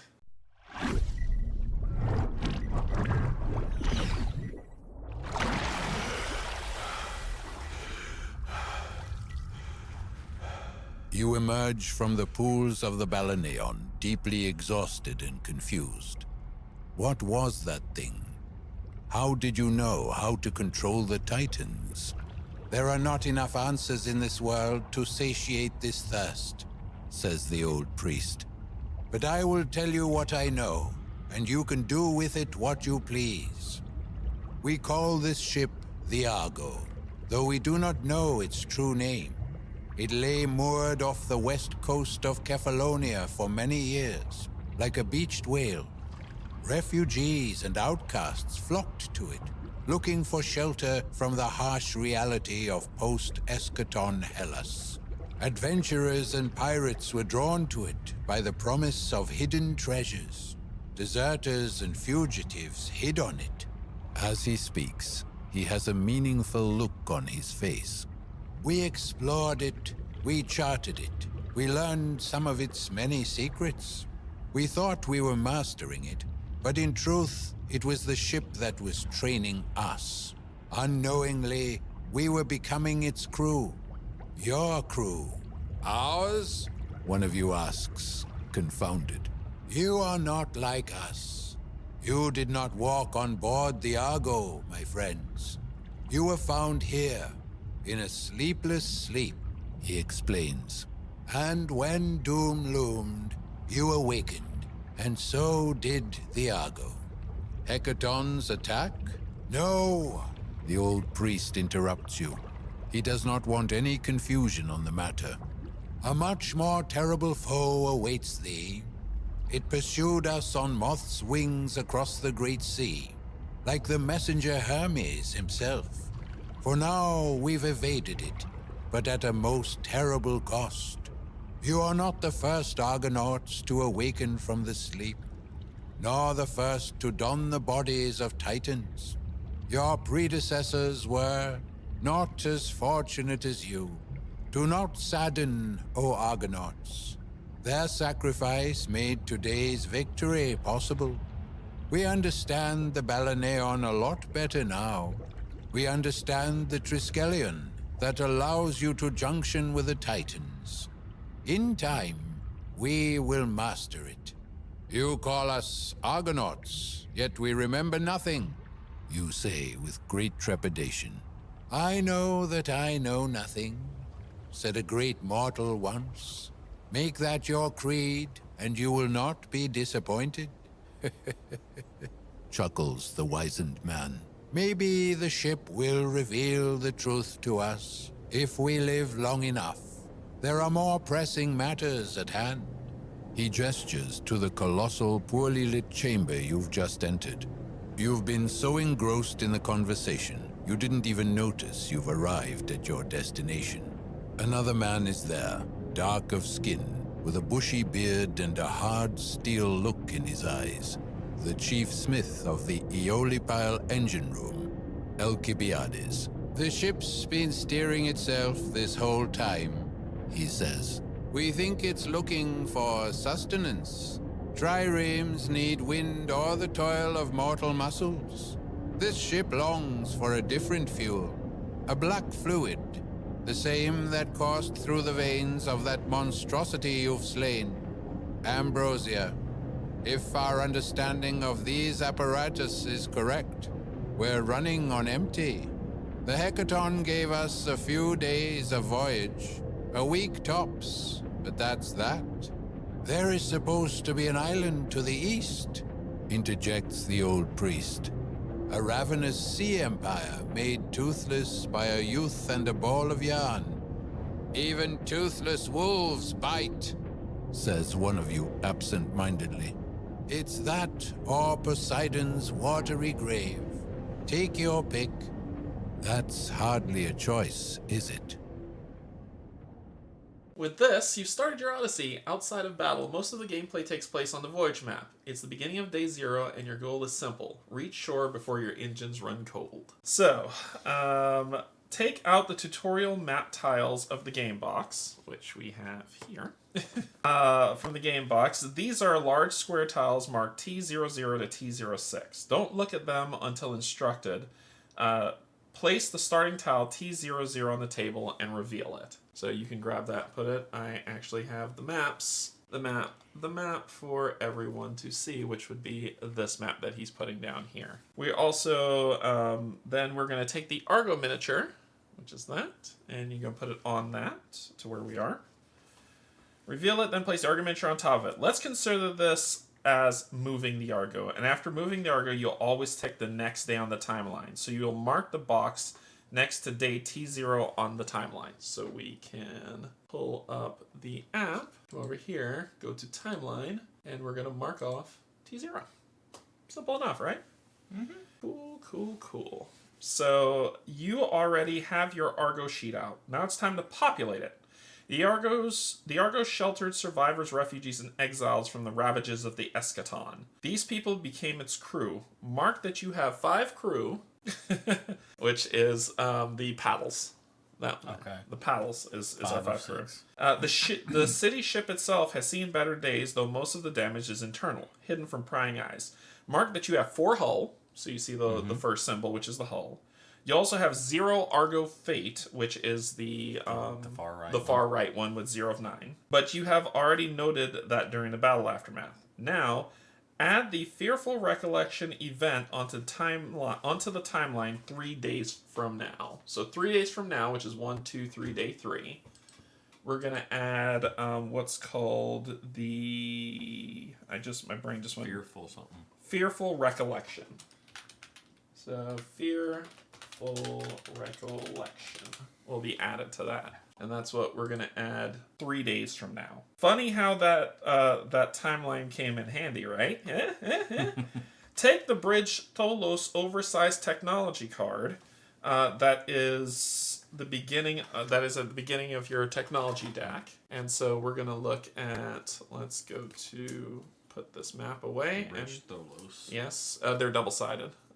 Yeah. Okay. So we're going to do tutorial, technology, Bridge Tholos, which is this card that we see. So you can look at it. Yeah, you don't need to put that in there. Okay. This is the beginning of your technology deck, though we'll talk about technology a little later. The Bridge Tholos only has reference abilities.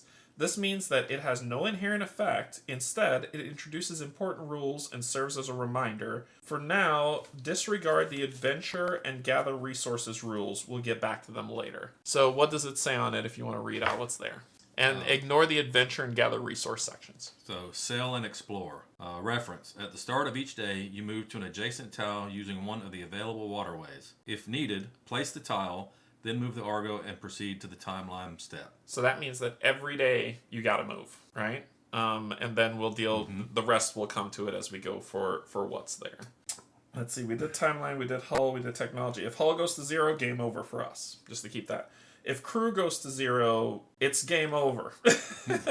So just to let you know, it's if crew goes to 0, it's game over, and you'll have to read a passage on what happens. So that's it for day 0. Proceed to tutorial campaign round 1 when you're ready to start exploring Crete. So we're going to tutorial campaign round 1, Call to Adventure. It's time to finally move the Argo. Usually, a map tile will allow you to move in several different directions. But for now, if you can see here, this only has 1 symbol on it, as you can see, and it's to the right. So you can only move in the direction of those symbols. So it tells us the only direction is to go to T01.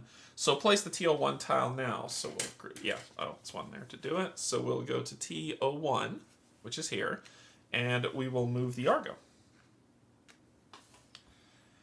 Your new tile has an adventure symbol, which looks like the ship, which they'll see in that image that's at the top.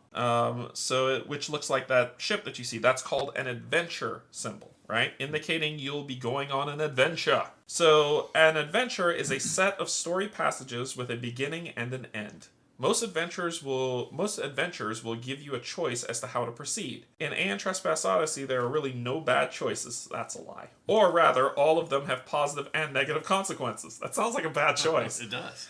It's for you to decide how to navigate the complex stories, what you are willing to sacrifice, and what you want to gain. Adventures can be anything from swashbuckling clashes on high seas through stealth infiltration missions, war stories, diplomatic negotiations, to introvertive pieces about your character on the Argo as a whole. After you enter an unexplored space with that symbol, the adventure symbol, you discover an adventure hub. Normally you'd roll a d10 and compare the result to the hub table found at the beginning of your current storybook to find out what hub you have encountered, which Paul talked about in his video extensively.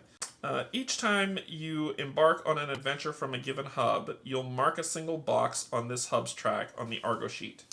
Once you've marked all the adventure nodes on the hub track, so it wants us to, it says, see hub adventures in the rulebook 26. You'll mark a hub single on the track of what you've done. Once you've marked all adventure nodes on a track, the hub is considered complete. Adventure boxes are encountered in a set order. The first box is always a set adventure called the Alpha, like the first adventure in the tutorial hub. Same goes for the last. That one is called the Omega. All the boxes in between are normally empty. This means that you will need to roll to see which adventure from this hub awaits you. Remember, all adventures are obligatory. Whenever you enter an unexplored tile with an adventure symbol, you need to go on an adventure. So it says mark the box next to day T1 on the timeline. So let's hide this. We will go back to our timeline and we're marking the day off. So usually when you move, mark it off. Mm-hmm. That's kind of how it goes. It's you start that phase. Right. You move, you mark. Makes sense. Just to set those things going. Then go on an adventure from one of the available hub adventures. Each story has a number of hubs which are unlocked as you progress through the story. In the Learn to Play, there's only one hub, the Tutorial 1. Each hub offers a set number of adventures. Once you embark on an adventure, you simply tick the leftmost empty box on the hub track on the Argo sheet. Mark the first box of the Tutorial hub track and proceed to Alpha Adventure, Sea of Shipwrecks. So we'll go to, I'm looking for the adventure sheet. Adventures. Alpha. Sea of Adventures. There we go. We got a story. Let's do it. You wake up to the sound of alarm bells.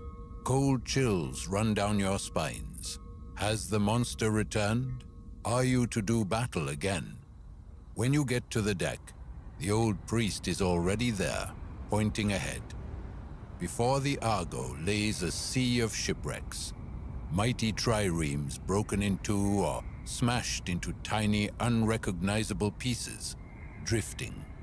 It's impossible to discern to whom the armada belonged to. The Argo can plow through this watery graveyard, go around it, or stop to look for survivors and supplies. You are in command now, muses the old priest. But if it was me, I'd prepare the launches to look for anything useful. You get into the boats with your newfound crew and set off for the wrecks. It's as if something massive tore these ships asunder. Some of the larger war triremes show signs of precise piercing damage. What could punch through a bronze-plated hull and come out the other side? Perhaps there really are worse things than the Hecaton out there. So now we have to choose, which comes in this story here. So it says choose one of you to be the party leader. They break ties if you can't reach a decision.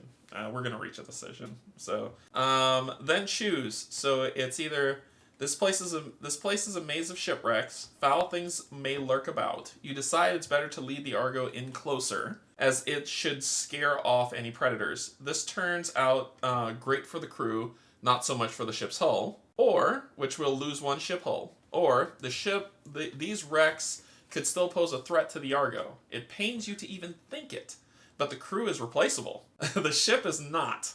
Consequently, many sailors fall prey to the mollusk sirens and sharks. We would lose one crew. Regardless of your choice on whether on your way back you make a startling discovery.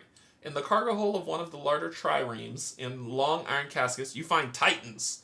Weak, incapacitated, but alive. So we would raise the number of titans you can have up to 8, which it automatically did, regardless of how many you had before. You also gather enough raw materials to gain 1 sail spolus, 1 siren panoply armor, and 1 boatman's gear cards.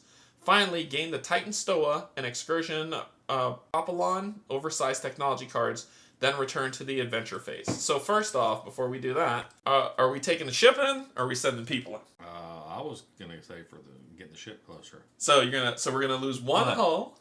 So you were making me the leader.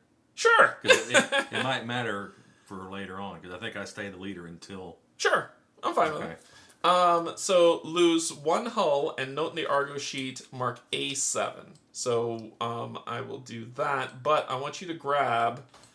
Which are these cards. Grab 1 sail spolus, 1 siren panoply armor, one boat mace, and then and that's it. And then from the technology, grab the Titan Stoa and Excursion Propylon, oversized technology cards. So one hull and mark A7. Gotcha. So we'll go to choice matrix. A7. Chakaroni. And we're going to lose a hull. So how do we lose a hull? Argo. Pink. Alright. Awesome. And then let's make sure on the adventures, see it's marked off. So we've marked off that first one. So it's marked. Done. Yeah, that one. Oh no, we didn't. Yeah, it did mark off. Okay, so the next one would be, that is when we choose it. Okay, cool. Alright. So... we did all of that. Sea of Shipwrecks was the first of many adventures. Each adventure will introduce a mixture of story, world building, choices, and tests. This one lets you choose between losing some hull integrity or a few sailors. As both your hull or sailors are at 5 and you really don't know what the future holds, the choice is even and may fall to mortals versus pragmatism. You have to mark A7 or A8 in the choice matrix, and a future adventure or event may refer to one of those. This adventure also gave you some needed gear cards from your Titans and replenished your Titan stock. This is a freebie. In the future, you'll have to work harder for new Titans, so take good care of these. You finished your first adventure, Sea of Shipwrecks, losing some resources, gaining some gear cards, and 2 technologies, the Titan Stoa and the Excursion Propylon. Both of your new technologies have a permanent ability. So let's take a look at technology, and we'll look at the Titan Stoa, which is here. So you want to read that? The Titans are tamed, and the Titans are tamed and stored when not in use. Some call this place a warehouse. Some call it a prison. So the permanent looks like the Titan Stoa capacity. Titan limit is 10. Yep. You cannot gain Titans if they would exceed this limit. Correct. Now, there are ways to expand that, but that is the permanent that's on there. It's your Titan limit. There's a reference here. During the exploration step, if the Argo is on an unexplored map tile with that symbol, which is the Titan symbol, you gain a Titan. Okay. So if we see that symbol, we will gain a Titan. We just do. All right, to kind of show you what's there. And then the other one is the Excursion Propylon. Want to read that? Here, the Argonauts ready their next excursion, and it is also here that a support team stands ready to lend their help. Argo Support 1, permanent. Argo ability AA limit 2. During battle setup, choose up to 2 Argo abilities to prepare. You may use these cards in this battle. So basically, you will gain cards to where the Argo will help you. Right. And you can have up to 2 for that limit that's there. All right, cool. Good to know. I like that. All right, Titan Stoa tells you how many Titans you can have on board to inform you to replenish your Titan supply, right? Excursion Propylon opens the staging area and command center for your battles. With the Propylon, you are able to use Argo abilities to a limit of, write down that your AA limit is 2, which I believe on our lovely app that should be set. Is that the Argo Fate, Argo? Here it is. Argo ability limit 2 right here at the bottom. Right. Okay. Finally, let's see. The number of Argo abilities you can prepare. Finally, note the leads to section on the back of each of these technology cards. So now you get to flip them over. And when you flip them over, we'll first look back at which one are they going to do first? Let's take a look at Titans. The Titanogenesis. And the Titanogenesis core. It's going to explain this in the tutorial. It just told us to flip it over. So it said note the section that leads to the back of these technologies. This will become important soon. So let's flip it back over for now. We'll come back to it. Instead, now we're going on to round 2, the War Philosopher. So we have some more audio. All the theme. We want to give you all the theme. So we'll go back. We'll go learn to play. And then the next one we have is the War Philosopher. We'll pull that over and we'll go to the War Philosopher, and we've got some stuff to listen to. Late at night, as you sit around the changing map of the bridge Tholos, debating your next move, the old priest arrives with a stranger in tow. I am Socrates, the war philosopher, and I come with a warning. Titans are not your friends. They are wild animals and enemies of mortals. Only through the Antikratos technology can we tame and control them. It's in the helms, you see. Helms and words. We need to suppress their inner rage and destructive tendencies, their Kratos, so to speak. But there were only 4 helmets, and each time you do battle, you risk damaging one beyond repair. We need to make more. I need only your permission to start work immediately. How did you come upon this knowledge? Socrates looks visibly uncomfortable, as if even questioning it lessens his achievement. I've studied the false scripture of the only remaining book on the Argo. The knowledge was incomplete, but there was enough. Do I have your permission? You have it.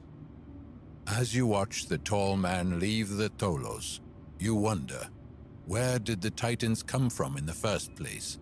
Your past, this ship, the fate that befell the world. So many things remain hidden from you. This state of ignorance cannot continue. Gather a group of the wisest thinkers and scholars of the Argo. Find a place for them. Bring them this last tome. Let them study it and report on their findings. The old priest smiles. Just what I had in mind. All right, time to continue your journey. Move eastward. Oop, I think I almost clicked the wrong thing. Move eastward onto a new tile, then remember to mark the next day T2 on the timeline. So let's pull up like this. We're going to pull up the map, and we're moving. We're moving to T2. T02. T02. Which will take us here and move the ship. And as soon as we move the ship, the first thing we want to do... Oop, Mark a day. not do the turn order card. We will come over here, go to the timeline, and mark day 2 off, right? Mm-hmm. Time to continue your journey. Move the Argo eastward onto the tile, then remember to mark the day off on the timeline. Another map tile, another adventure symbol. You've already marked one node on the tutorial hub track, so mark the second one. This node does not have a symbol inside, so normally you would now roll on the hub table and randomly determine which adventure you're going to go on. You can learn more about adventures and hubs from the rulebook. For now, simply proceed to adventure to Vast Spaces. So we're going to go here. We will then do our story, and we're going to go to Vast Spaces. Choose a party leader and continue. So let's set ourselves up. Let's let you be it now. I don't want to. Well, I was last time. I don't want to. Let's keep it going with you. Let's keep it going with you. Let's keep it going with you. The Argo mystifies you. An iron ship that does not sink and that sails on invisible winds. It is magic, the kind that Hephaestus might have conjured up in his forge. But the gods are long dead, and the grand forges of Olympus cold as Kokitos itself. When you go below deck, you find vast spaces that could house a fleet of trireme or even a city. Some of the sailors, along with Alcibiades' smiths, set up a makeshift shipbreaking yard.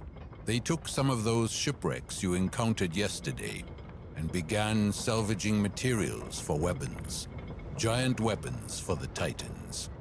As you inspect the salvage, you learn that, unfortunately, you've also taken in stowaways. A rabid siren, half mortal, half mollusk, all the hunger. Defend yourselves. All right, so you've got a job to do. So it says, see section 37, test skills and Tricellian gains. So here we go. During an adventure, you may be asked to perform a test. To perform a test, take 1d10 die and roll against the target number in parentheses. If your roll equal to or higher than the target number, you succeed. If you roll lower, you fail. If you're unhappy with the result, you can re-roll testing using fate, just like you would in case of an attack or evasion roll. But you must follow the same restrictions. No die can be re-rolled more than once. Most tests refer to an Argonaut's skill. If you have any bonus to that skill, you may apply it to the roll result. Each Argonaut starts with a small bonus to one of their skills. It's printed on their Argonaut portrait card. Note that sometimes you may be instructed to perform a test during a battle as well. This is resolved in the exact same way. A lot of effects will instruct you to gain danger, rage, or fate. These are the three aspects of the Triskelion used during battle and outside of it. During the battle aftermath, you reset your Triskelion to triple zeros. Only Tides of Fate can reset the Triskelions. This means that when you gain Triskelion stats between battles, like during this adventure, they persist throughout to the next battle. In effect, you may start the next battle in a weaker or stronger state. So, your choice is set, because a Siren has jumped on. So it's only the four of you, so you need to engage the Siren as one. That way, even though you risk more of you getting hurt, you will spread the punishment among you. Each Argonaut tests Fury or Endurance, and you need a 7+. Telebacchus has Endurance 1, so you would just need a 6+. But the rest of us, I have Will and Courage. And I have Wisdom. So it would just be Telebacchus getting that bonus. Or, it's only the four of you, so one of you needs to step up and hold the creature off while the rest scramble for reinforcements. They may be hurt bad, but the damage will be contained. The party leader gains +2 danger. Regardless of your choice, see Vast Faces continued. So, as a group, do we want to... I mean, I wouldn't want to... the party leader, right? No, it says either one we all do or you, the party leader. So I think... Me, so I think make him the party leader. Okay, and I think we should all roll. Okay. And get a danger, which is fine. So, you'll just grab a die, just one die, and ooh, I thought I hit that. No, why does it keep coming back? There we go. All right, so let me also move this map. Okay, so you're gonna roll for who? We'll roll for Telebacchus. So you just need a 6 or higher. Go for it. And I had a crit. You got a crit, so he passes. You're good. And you're gonna roll for. Then I'll roll for Roz. Crit. Okay. Now then you Cersagard. 4. That's a fail. You can re-roll with fate. We'll re-roll that. All right. So 1 fate. 1. Oh god. So you will take 1 danger. Is that what it was? Yeah. And then I will roll for Leocules. 6. I'll just take the danger. I'll just take the danger for now. So I'll just take the 1 danger. So 1 and 1. It worked itself out. Okay, regardless of your choice, see Vast Faces continued on the next space. So let's go back to the app, and we got more stuff to read, which is here. All right, so here we go. Without cost. Still, it had to be done to secure this space.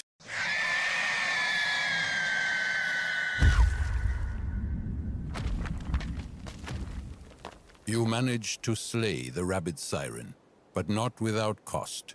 Still, it had to be done to secure this space for Alcibiades' people. And those people have something to show for their efforts. Intact siege weapons salvaged from the wrecks, and a few barrels of ambrosia, courtesy of the dead siren. Now you just need to find a way of reshaping those materials into equipment that will give you a fighting chance against Primordials. You need knowledge. As you turn back to look for the scholars of the Argo the old priest mentioned, one of you lingers. A flicker of recollection flashes in their mind. This horrid encounter has stirred something in them. Something from their veiled past. Okay. So, gain 2 armament resources. So we'll go over here to our cargo. Armament resources. So we'll gain 2 armament resources. 2 trireme resources. 6 raw ambrosia resources. Top. Did I miss it? Man, we're banking. 1 muscle cluster resource. And 1 infused mechanism resource. Cool. Note them on your Argo sheet in the cargo hold. In the immediate future, you'll use these resources to craft powerful weapons, armor, support items, and more. So we'll look at that in a second. So then it says, in Aeon Trespass Odyssey, even the resources you collect are colossal.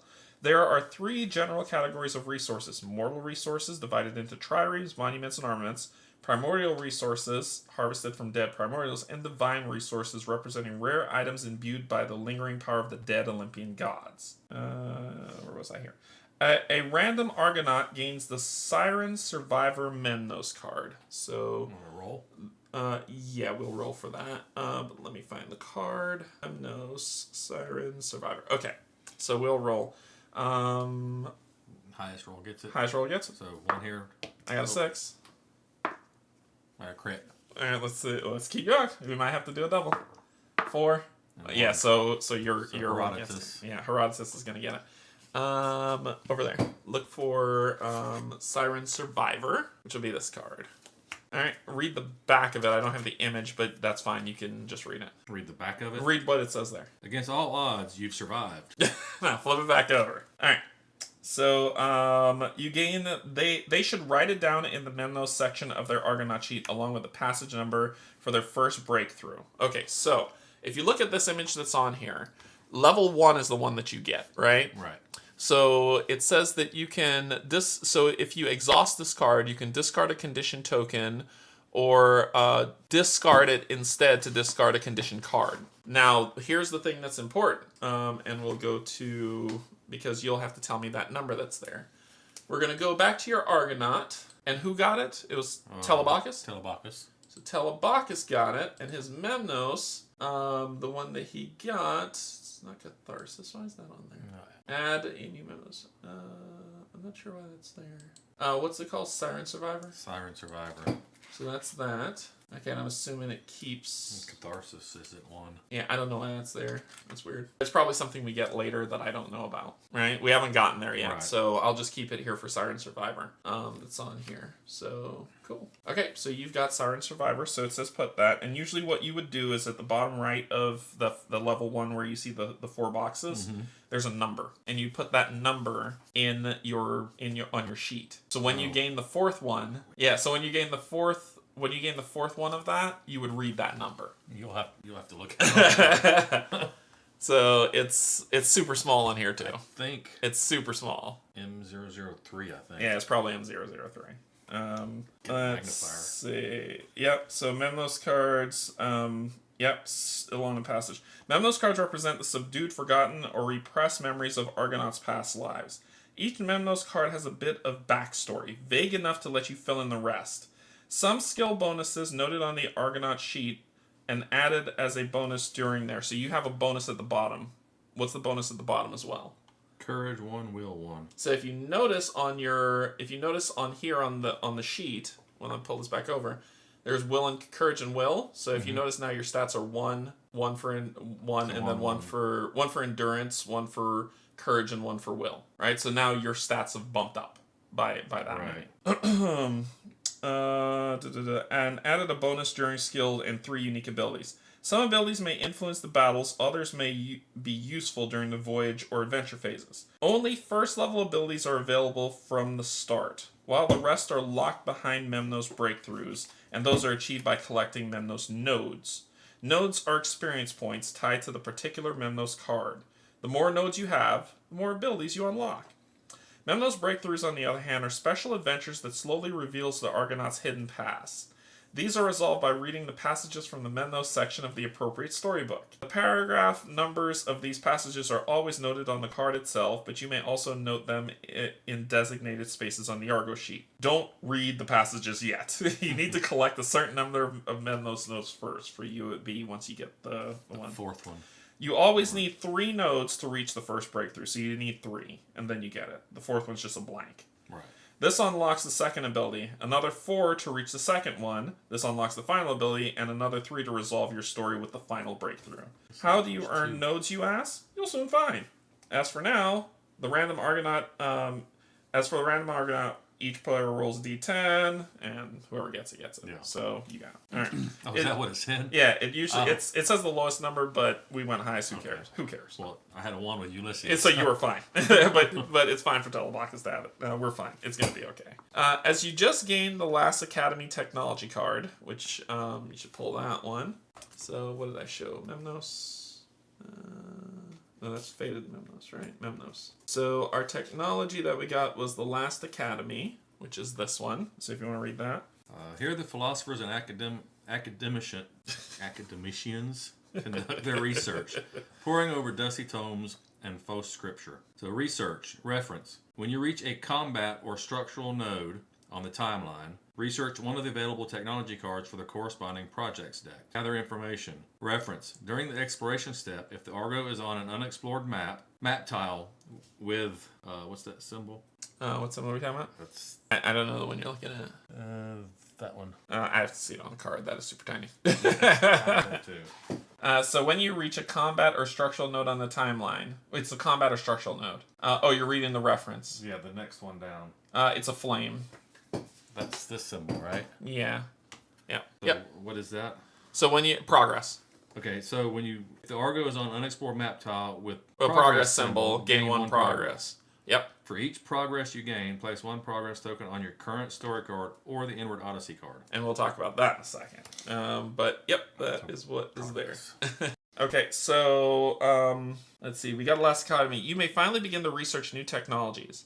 You do this during the advancement step, which in the campaign round sequence comes after moving the Argo, advancing the timeline, exploration, adventures, and battles is now. First, assemble your projects deck, taking the following technology cards from the game box. You will take Trireme Weapons, grab that one, Trireme Armor, Rhetoric, Titan Hunting, Anti-Indoctrination Philosophy. So it says, let's talk about the advancement. During the advancement step, you can research new technologies and craft gear from resources you salvage from Primordials in battle. Your technologies fall into two categories: those you have researched, technology deck, and those you can research, the projects deck. These correspond to both sides of the technology card. The project deck, which is this side, represents all the potential projects your scholars may work on next. To add cards to a projects deck, you need to look at all the leads to parts of your current technology cards. As you may have noticed, available technologies are separated into two types, forming two separate technology trees of sorts: structural and battle. Don't turn them over yet. They all belong in the same projects deck, but are developed independently. When you read a structural one, that one.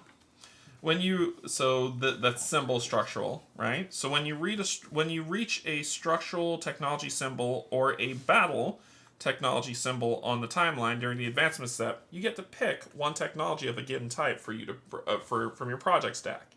You may freely peek at the technology cards in your projects deck before you decide to research them, but you may only use those you have researched.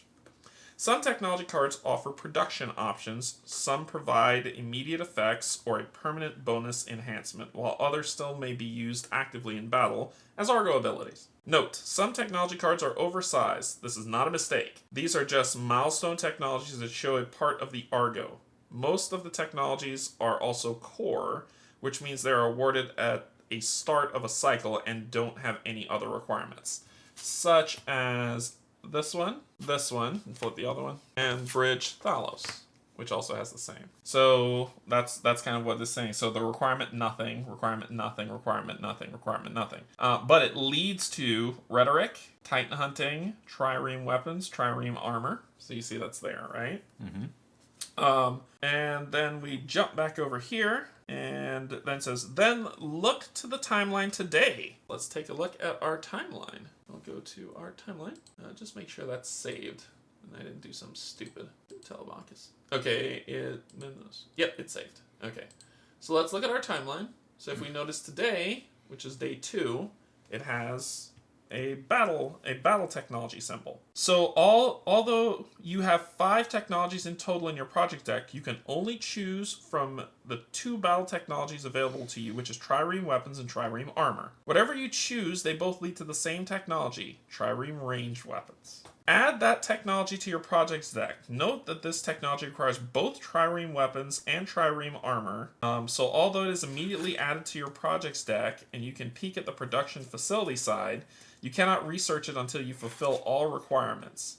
Research both Trireme Weapons and Armor. So flip those 2 over. And let's see. We'll get this, right? Soon you'll learn how to craft gear. Sorry? Let me see. This is the ranged weapons. It said add it, didn't it? Yes, because its requirements is that we had those, so we would add it to that deck. Yep. So what was I saying? Immediate. Yeah. So although it is immediately added to your project deck and you can peek at the production, you cannot research it until you fulfill all requirements. Research both trireme weapon, which means you'd have to research both trireme weapons and trireme armor. So you'll learn how to craft gear cards from your research technologies. For now, proceed. So we have to pick one of those. I think it said one or two. So one of these we flip over.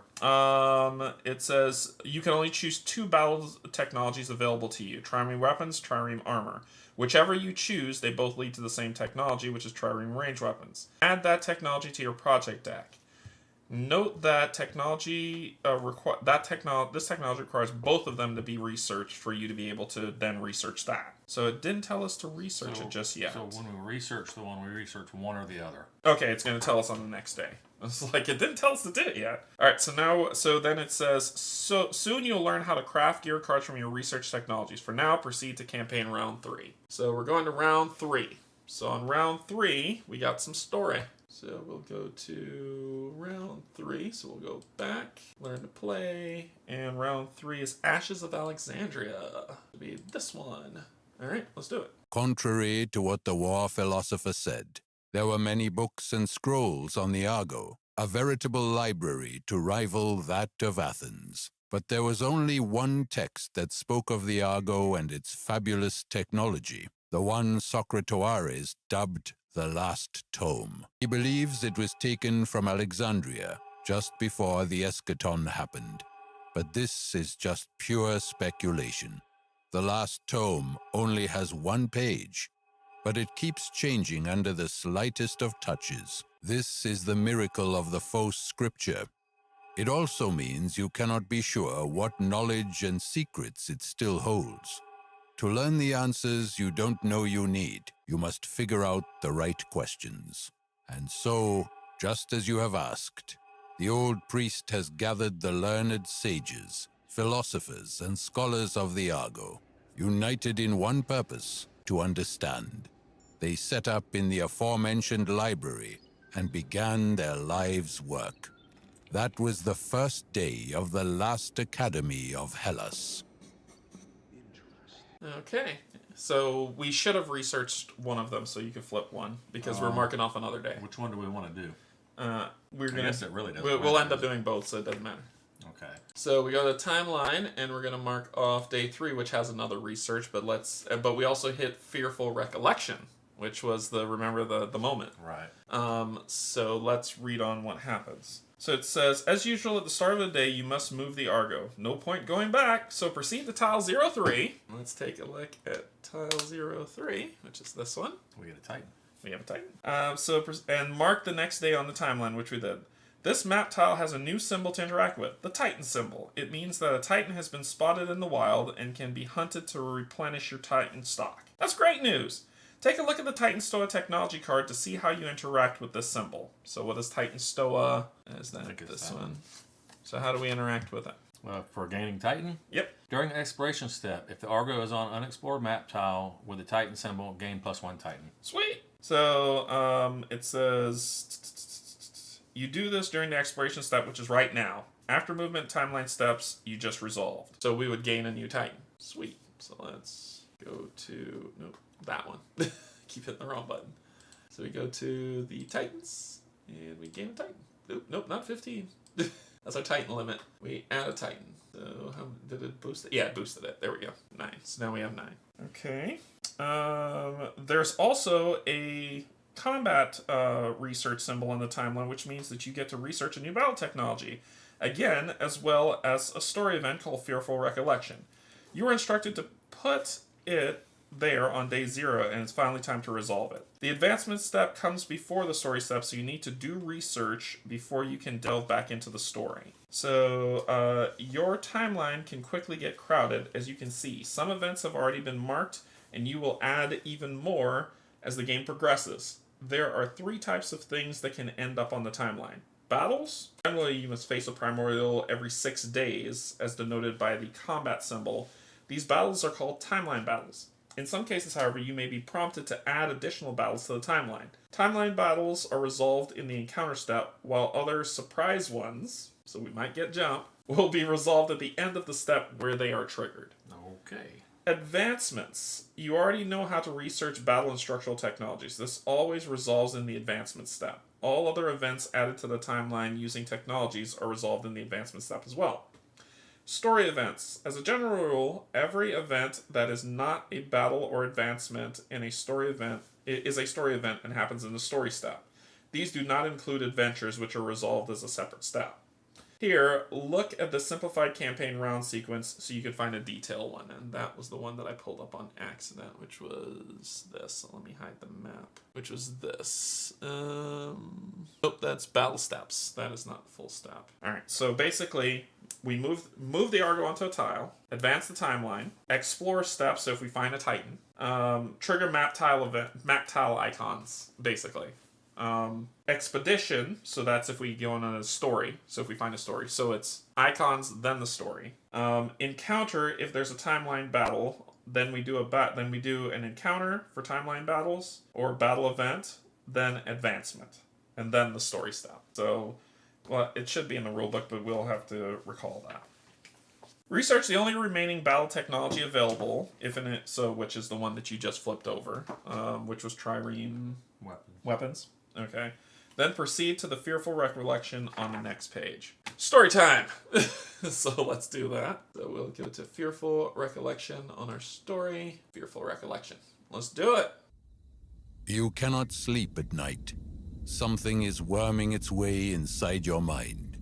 At first, you think it's the memory of the recent battle. But no, it's deeper, older, a recollection of your previous life. You expect to see loved ones or even hated enemies. Instead, it's only drab, wet walls, damp dirt, and a tiny skylight. Who are you? Alright, so the least likely Argonaut gains the imprisonment Memnos, which you have over there. The least likely? Yep. For least likely, it says in cases, especially for the purpose of gaining new Memnos cards and Memnos nodes, the game will ask for the least likely Argonaut. The least likely Argonaut is the one with the fewest Memnos cards, not counting the Fated. In a case of a tie, it is the one from the tied Argonauts who has the least amount of Memnos nodes. If there is a tie, choose randomly as you'd like. I'll grab one. I'll grab that. I want to give that to him. So this is his imprisonment one. Who can tell how long it's been? Dark and damp and cramped and lonely. The cell gave you no quarters, just a tiny crack in the wall. So that will be this is imprisonment. So that's that one. Level 1, you may reduce suffered knockdowns by up to 2, and it's an ongoing effect. And we would have to add number M002, but I'm going to let the app do that because my old eyes. Yeah. This game is not meant for the young. So we'll go to Argonauts. You will gain a Memnos card of imprisonment. So that gives me +1 to endurance and +1 to wisdom. Back to story. Okay. The imprisonment Memnos card is particularly helpful against the Hecaton. What a lucky coincidence. Return to the voyage. All done. Time to proceed to campaign round 4. So we're going on to day 4, which means we're going to add another one of these here. All right. There's story before we do that too, because there's more coming. So let's go to paragraph, and we're going to day 4, which is the doom that came to Crete. And let's get that going. There are fortifications on the small rocky islands, but they were abandoned long ago. Strange for a seafaring empire to leave its flank exposed like that. Thankfully, not far from the ruins, you find a tiny fishing village. The people there are more than eager to tell you what fate befell Crete. After you hear the tale, you begin to wonder if it was a good idea to come here. Then you remember, you didn't have a choice. All right, so you're ready to set sail again. Move to the next tile 04 and mark the next day off on the timeline. So we'll go to the timeline, we'll mark off 4 there, and we move to tile number 4, which is this one. Ooh, we've got a lot of symbols on here to work with, don't we? All right, Cool. So let's talk about it. Take the Shape of Things to Come Cycle 1 Doom card. Just that side. You can read it. I'll pull it up over here. Oh, let me hide the tile. And we're doing quests. Cycle 1. Shape of Things to Come. You want to read that? All is not well on Crete. In the absence of Minos, dissent grows. The understaffed horned guard struggles to keep the peace after years of oppressive rule. In dawn's gray mist, primordial silhouettes are seen cresting the mountain ranges. Too far to be threat, too close to be completely expel them from the mind. You start to notice strange geometric graffiti adorning the walls and abandoned temples. You hear whispers of change coming from inland. Rules. When an Argonaut gains the maze-touched affliction, place 1 Doom token on this card, once per campaign. Gaining Doom makes your journey harder and brings it closer to a gruesome end. Each time you gain Doom, you must place 1 Doom token on your current Doom card. When there are 5 or more Doom tokens on this card, flip it to side 1B. Place excess Doom tokens on side 1B. Alright. So, while that's quite ominous, don't you think? Then, look at the symbols on the map tile. There's a Doom symbol and a progress symbol and a city symbol waiting for you. Exploration comes first, so resolve the Doom symbol by placing 1 Doom token on the Shape of Things to Come Doom card. Bada boom. That will be that. Yep. Then we'll read 43. Doom cards represent the encroachment of evil. As with all great villains, those populating Aeon Trespass Odyssey world don't sit idly by to see how events unfold. They try to actively shape them. This is represented by the mechanic of Doom tokens. So let me zoom back out, because the board's going to be growing. And then you could kind of turn it sideways here. Each time you enter a map tile with a Doom symbol, right? Mm-hmm. Place 1 Doom token on your current Doom card. Once the conditions on the card are met, flip the card over or find the correct passage in the storybook. Note, there are other ways to gain Doom, like adventures and some battle effects, so watch out. Time is a precious commodity in Aeon Trespass Odyssey. Don't waste it. Evil never sleeps. If you reach the end of the last Doom card of your current cycle, that's it. You've lost the campaign and evil has triumphed. Alright, so then we pop back over here. You resolve a Doom symbol each time you enter a map tile showing, even if the map tile has already been explored. At the end of the campaign round, aptly named the End Step, if the tile you are on was unexplored, it becomes explored. Most map tile symbols are resolved only once, when a tile is unexplored in other ways. Once you move to a new tile and resolve its symbol, the tile will become explored. So, you get it. Mm-hmm. If you later return to this tile, you won't trigger those symbols, except for the Doom. Some symbols, however, are always active, which means they trigger every time you resolve an exploration step on their tile. This includes both the Doom and the city symbols. Resolving the same Doom symbol multiple times could be disastrous to your voyage, so remember to exercise extreme caution when planning your journey through previously explored tiles. You can find a list of common map tile symbols along with their meanings in Rulebook page 14. Additionally, city-specific symbols are explained in the rules section of the current storybook. If you encounter a symbol that is not explained in any of these places, do not worry. Some rare symbols are only referred to on other game elements such as story cards or technologies. If you run into them before you learn how to use them, just simply ignore them. Then, it's time for the progress symbol. This symbol tells you gain progress tokens. Usually, you'll place progress tokens on story cards, which is the mirror opposite of a Doom card. Some story cards chart your main goal of the cycle. They inform you of the progress you've made in the main story. However, you've yet to receive your first story card. So instead, take out the Inward Odyssey. That says Inward Odyssey, right? Yes. Take out the Inward Odyssey Truth of the Labyrinth card from the game box and place it near the map. You won't get to use it yet either, but whenever you gain progress, you may always place it on Inward Odyssey cards. Inward Odyssey is a special story card. If Doom cards tell of the villain side of the story, and normal story cards are your main quest of the cycle, then Inward Odyssey is the story of the Argo itself, its crew, the Argonauts, and the Titans. Every cycle has its own Inward Odyssey with 20 adventures in each cycle. Argo knowledge. Alright, so you want to read that before I go any further? So what's it say? Inward Odyssey, Truth of the Labyrinth. You know precious little about the grand vessel you call home.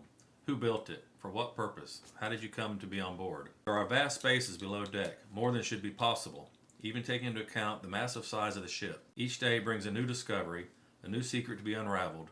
Your Inward Odyssey has just begun. Rules. When there are 2 progress tokens on this card, discard them and gain 1 knowledge. When you reach a given knowledge level during the story step, after all other story events, resolve the corresponding Emerald Odyssey adventure. All right. Then there's a list of 10. 1 is Endless Decks. 2 is... Well, it's a series. It's double-sided. Okay. So the knowledge that you're talking about, Argo knowledge, is an abstract representation of the general world knowledge and knowledge about the Argo gained by the Argonauts. You never spend it or lose it. Each time you gain Argo knowledge, you will go on a special adventure for the Inward Odyssey story card at the end of the current step. These adventures are tied to the Argo itself and offer a wide variety of rewards. You note the current amount of Argo knowledge on the Argo sheet in the appropriate space. Argo knowledge is hard to come by, but there is a reliable way to gain it. Whenever you gain progress, you may put it on an Inward Odyssey instead of the normal story card. Every two progress on Inward Odyssey are immediately converted to +1 Argo knowledge. So whenever you feel you can spend some progress, place it on the Inward Odyssey. Just be careful, you win the game by progressing the main story through story cards, not Inward Odyssey. So that means that we will put the progress that we gained for this one will go here. So you gain a progress on that one, right? All right, and then we'll see what this one is in a second. All right, that in, and let me shoot back up here. They got bouncing me all over. Now let's look to the city symbol. These are scattered around Crete. Cities are potential locations for great or terrible things to happen, and for you to use your negotiation technology abilities. However, they don't do anything on their own. Other cards and effects may interact with them. Place tokens on them, and so on. You don't have any technologies to use here at the moment, so this city is dormant and it won't have any effect. Well, there's nothing left to do on this map tile, so simply proceed to round 5. Jeez. Okay, so we'll go to round 5. There's story to do there. And we're going to go here. We're going to go to our story, the paragraph, and we're going to tread lightly on their dreams. That's where we're going, so let's read. Let's hear it. From what the fishes told you, you have already crossed into the domain of Minos. Yet there are no triremes flying the sails of the bull, no outposts to greet you. Time seems to slow down to a crawl, and you begin to doubt yourself. What are you even doing here, on this weird ship full of strangers, with no hint who you are and what you're supposed to do? Adrift. Anxiety begins to creep in. Fun, right? Mm-hmm. So, as always, at the start of a round, you must move the Argo. This time, you are offered a choice.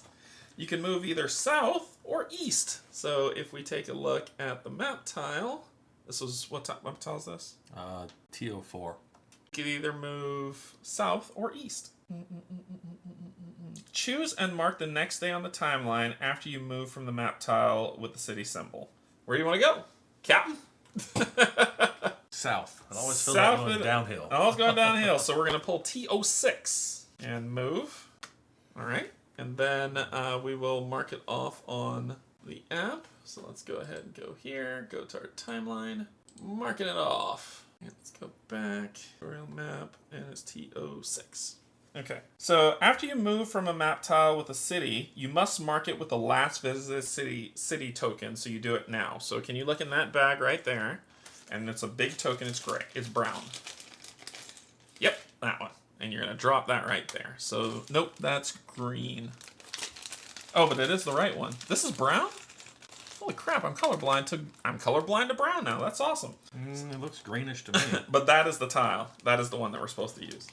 Like I'm already bad against blue and purple. It looks like it's extending. It looks green to me. All right, so that's the last visited city tile, right? So do it now. This prohibits you from using negotiation technology abilities in this city. You don't have any of those now, so don't worry. It's worth keeping in mind, though, as you will only move the token once you visit another city. So once you land there, do whatever you got to do, because you can't do it again. So we can't negotiate there now. We can't negotiate again. But when we find another city, it comes off. Okay. So there's a way to play with that, right? Except for the doom. Yeah.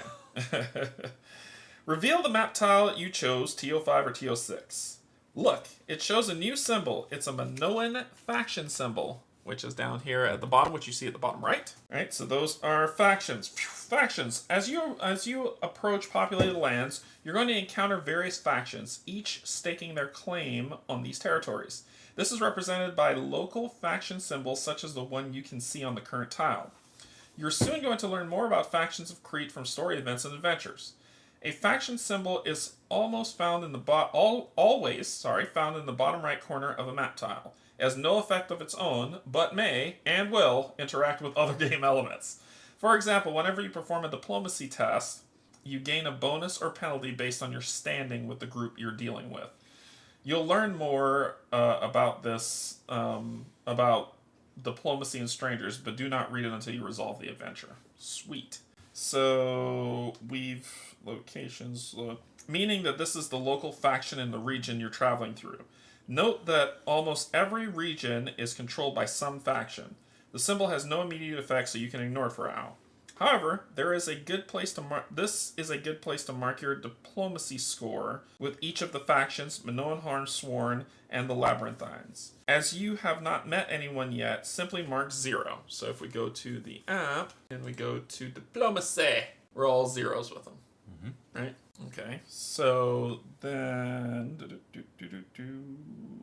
notice that the tracks are divided into diplomacy thresholds like neutral, friendly, or unfriendly. Whenever you see the following instructions, faction diplomacy plus minus, Minoan's diplomacy plus 1, it means that you have to change the diplomatic standing with the named faction by either gaining or losing X on the track. Keep this in mind. So when we hit those thresholds, bad things or good things can happen. Since the only other symbol on this tile is an adventure, you can go straight to resolving the Omega adventure for the tutorial hub in the expedition step. Then we'll proceed to the advancement step to resolve what we need to resolve. So we're going to go to story. We need to go to, yep, that'll work. That's it. The moods on the ship sour even more, as you need to enforce food and water rationing. Black ambrosia is not the only thing running low. Perhaps the city ship can reach the shores of the Island of the Bull, but if you don't find supplies soon, it may well be manned by a crew of corpses. As you ponder the consequences, a solitary squawk breaks the silence. Lookouts catch a few fleeting silhouettes looming on the horizon. Soon enough, you see them as well. Bright sails and slender bows, biremes from Corinth, great drafts signaling holds full of cargo. Food, perhaps. When they notice you, they turn around and flee, denying you the chance to explain yourselves. You are no pirates, but you are in desperate need. You urge Alcibiades to speed up. If A7 is Mark, which it is because we took the ship in, and we'll verify that by basically taking a look at the choices matter. A7 is marked. We go back to the story, and we got to do this. If A7 is marked, the chase reveals the damage suffered from the shipwreck sea was more extensive than you realize. Roll a d10. So let's hide that, and let me hide the map. Okay, what you got? 6. You need a 7. You could fade it or not. Up to you. Up to you. Yeah, Herodotus was the leader. Yeah. So we'll try it. Okay. No bonuses, just a straight check. Just a straight check. Ooh, worse. 1. You tempted me. I did. Well, we fell either way. Increased strain causes further damage. Lose another hull. This is going to be a quick campaign. So we'll go to the Argo. Badonk. Go back to the story. We heard something break. So that's it. And then we continue with our story. So let's continue. Biremes are no match for the Argo. Soon you catch up to them and they put up no fight. In truth, they surrender, like pups rolling onto their backs. With opulent outfits and statures to match the grandeur of their wealth, these merchants are sailing to Knossos to pay tribute to the almighty Minos. Though you make them a more than fair offer, they pointedly refuse. They want nothing to do with you and would sooner see you starve than share even a barrel of their supplies. Yeah. So, choose a party leader. It has to be me this time. Or you want to stay party leader? It don't matter. It's up to you. Yeah, we'll leave Herodotus. Okay. So Or Telebacchus. choose. You made them a lucrative offer, and still they refused. You're no thieves, but your crew's starving. These merchants are wealthy enough. They won't miss a few barrels. When push comes to shove, they'll float to Kenosis on their bellies. We can confiscate their supplies. Or, you're not pirates or thieves. Besides, you're fairly close to shore and to Kenosis. You wouldn't want to make enemies here. We let them go.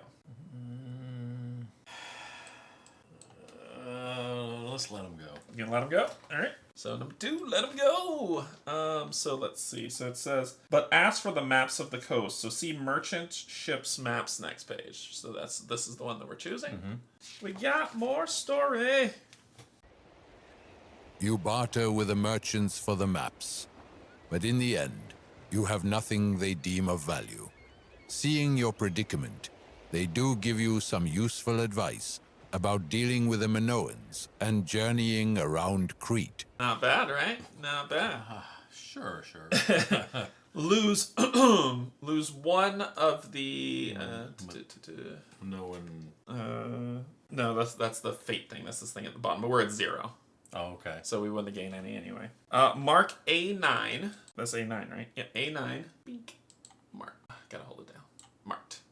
Then Minoan diplomacy. So we go to diplomacy. Minoan diplomacy is +1. And Hornsworn diplomacy is -1. It's only 1. If you marked A8, if A8's marked, there's more to read, but we don't. We don't do that because we didn't mark A8. And if we look at our timeline, nope, we skip right over that. So then return to the voyage passage. Since the only other symbol on this tile is the ship, you go straight into it. We did that. Oh, mark off the Omega thing. Yep. So I gotta go to, where is that? My brain's gone messy. Adventures? Adventures, thank you. So we did vast spaces. Why? And then we did merchant ship. So we marked off, so those were the 3. So we were done. So we did the check after we did vast spaces. Okay. And then we do that. All right, cool. Tutorial, check. We checked off that adventure, it's done. All right. All right. How do you like that? Surprised? Angered?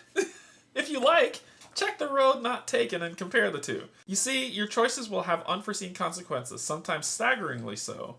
They may even form a domino pattern. As you can see, the choice matrix is not the only way your decisions will impact the world of Aeon Trespass Odyssey. Many events may influence how your cause is perceived by various factions as well as shape the Argonauts' opinion on their dealings with other peoples. This is demonstrated by the diplomacy tracks on the Argo sheet. We've talked about them a bit earlier, and now you had a chance to put that knowledge into practice. You gain and lost some favor with the 2 factions. Cool. As you resolve the merchant ship adventure, notice the word crime next to its title. This is an adventure trait. Ooh, this is for the Memnos. Almost all hub adventures from here on out will have these. So, basically it says 49. Each hub adventure has a trait, a peculiar quality. Whenever you're on an adventure and see an adventure trait matching your Memnos card, it reminds you of something in your past, triggering a memory. This allows you to gain a node on your Memnos. A trait always grants exactly 1 node to each eligible Argonaut. In other words, each Argonaut can benefit from an adventure trait only once, even if they have 2 Memnos cards, the maximum per Argonaut, each sharing the same trait. If both Memnos cards assigned to the same Argonaut possesses a trait matching yours currently, add a Memnos node only to the one with the nodes. I have crime on mine. I don't. You don't. So I'll gain 1 for imprisonment. So we'll go Argonauts, Memnos. Okay. All right. Well, that'll do. And I think we were back here. Okay. So, gain Memnos nodes is generally a positive effect that allows you to learn more about your character's past and unlock unique abilities. Remember, however, that it is a forced effect. You cannot choose to not gain it. Almost all hub adventures from here on out will have these. This is your way to gain experience for your Memnos cards. Look closely at the Imprisonment Memnos card. It has 3 traits, Curse, Dream, and Crime. Notice that one of these crime matches the trait of a merchant ship adventure. If the trait matches, you gain 1 node. Now you're 1/3 of the way towards unlocking a new ability and having a breakthrough. Simple. Now proceed to the advancement step, which on our timeline which is this day that we marked off, is that there is a battle research symbol on the timeline today, so you can finally research trireme ranged weapons. Remember to add all technologies listed in the leads to section. So what does that lead to? Arrow barrage and siren armor. So grab those, arrow barrage and siren armor, and that gets added to the projects.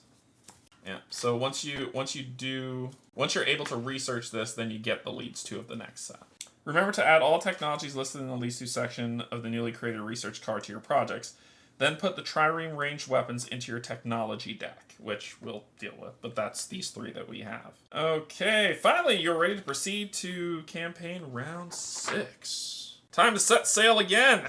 You should now be able to move on to tile 027, which should be the last one. So let's hide that, go to map, which will be this location. Hey, look, we found a big city. Do it now and mark the last day of the tutorial off on the timeline.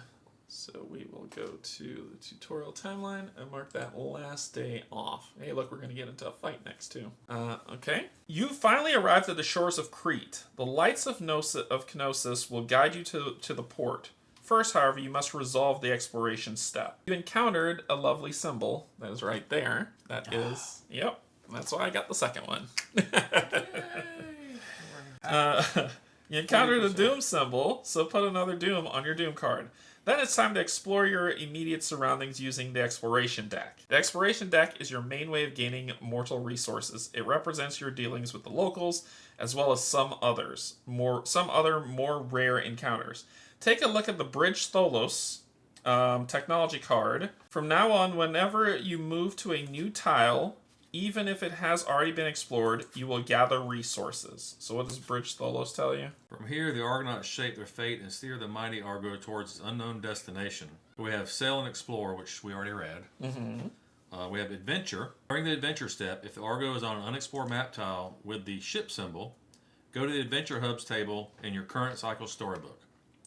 Gather resources. During the exploration step, after resolving exploration symbols, draw and resolve 2 stacks of exploration cards. Yep. So, from now on, whenever you move to a new tile, even if it has already been explored, you will gather resources. Search the cycle. You'll be grabbing those cards.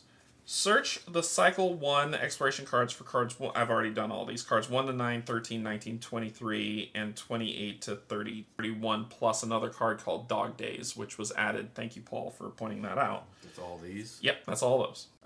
You grabbed the wrong set. This. Oh.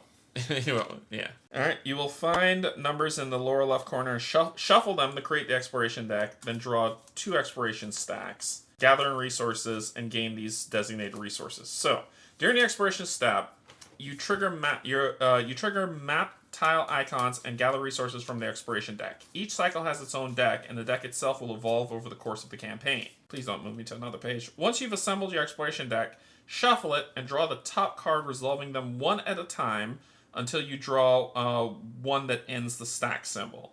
Do not shuffle any cards back into exploration deck yet. Start another stack and repeat the process until the second stack ends. Remember to note any resources you gain from these cards on your Argo sheet. Only then you can shuffle the cards back. However, not all exploration cards are shuffled back. Some may instruct you to remove them until the next timeline battle, or even remove them permanently from the deck, so read the cards carefully.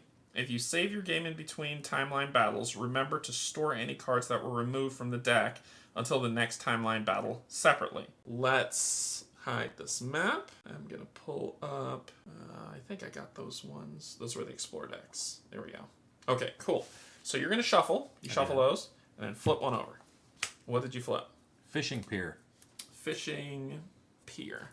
So read it. What happens? Gain 2 trireme resources. Okay. So I'll add that to the cargo hold. Denounced. 2 trireme resources. Okay. Denounced. Chosen Argonaut gains 1. Okay, so denounced. That is a word we don't know about. And I think they said when it comes up to a word you don't know about it, you skip it. I remember reading something about. Oh, that must be. I know what that is. That's diplomacy. Yes, it's diplomacy. If we were denounced with the Minoans, but we're not. We're neutral. Okay, So we're good. Who would the chosen Argonaut have been? I guess the leader. Yeah. Well, we'd roll and see. Okay. Now you see that X at the bottom? That means that's the end of the stack. Okay. So now you're going to start a new stack. So pull. And that's the end of that one. What'd you draw? Gain 2 trireme. What's the name? Oh, trireme wreck. Trireme wreck. That's this one. All right, go for it. Gain 2 trireme resources. Man, we have a lot of trireme resources. Okay. And then denounce chosen Argonaut gains 1 danger. And then there's a symbol. That symbol is the pursuer. The adversary. The adversary, right? So that's the one that's trying to hunt us down. You would, to make it appear on the board, you'd have to draw 2. Okay. So you see it one in the same pole, right? So if you see 2 of them, he appears. But we're done. We hit the X. He's not going to come out. All right. For now, your spoils may not seem particularly exciting, but your exploration deck will be progressively better with time. See the acclamation brackets on day 18, 36, and 54 of the timeline. So we got a timeline.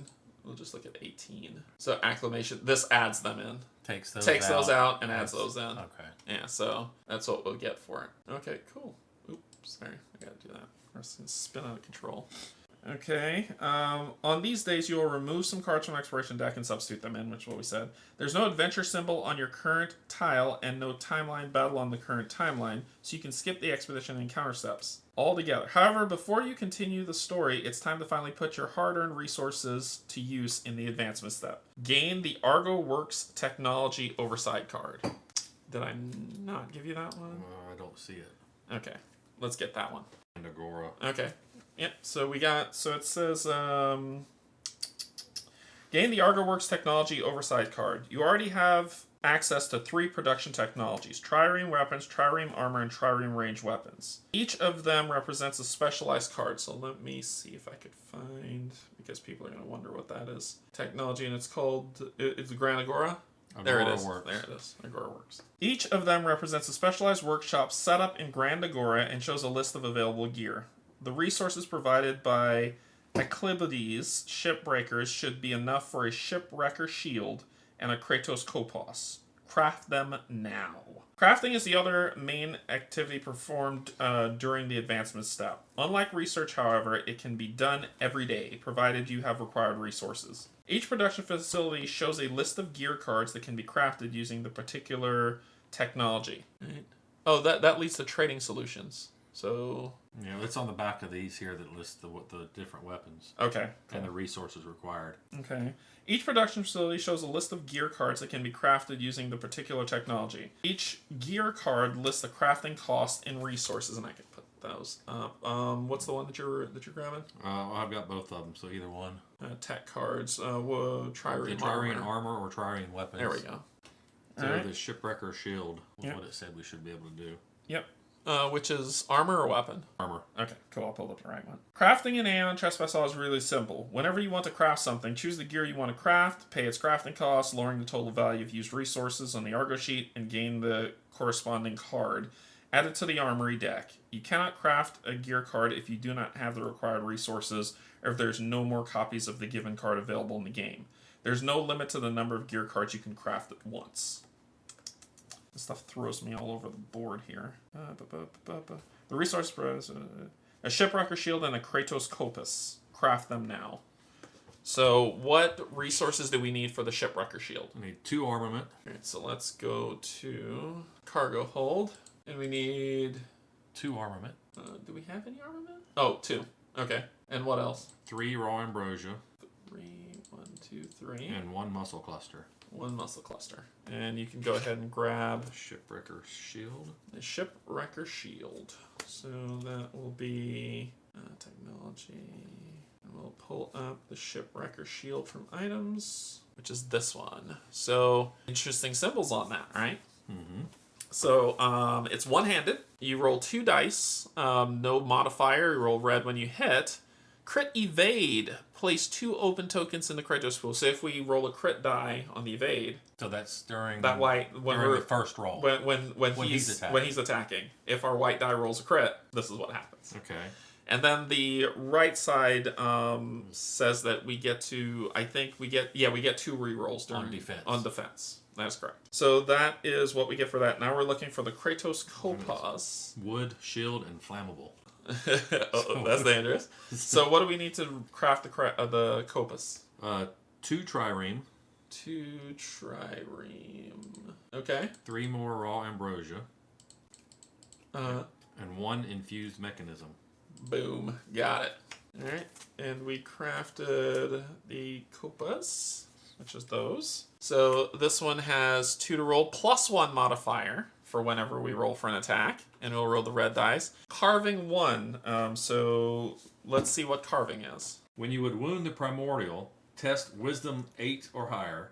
On a success, you immediately gain X additional non-core Primordial resources from that VP card. Note, these resources are not multiplied by the Primordial level.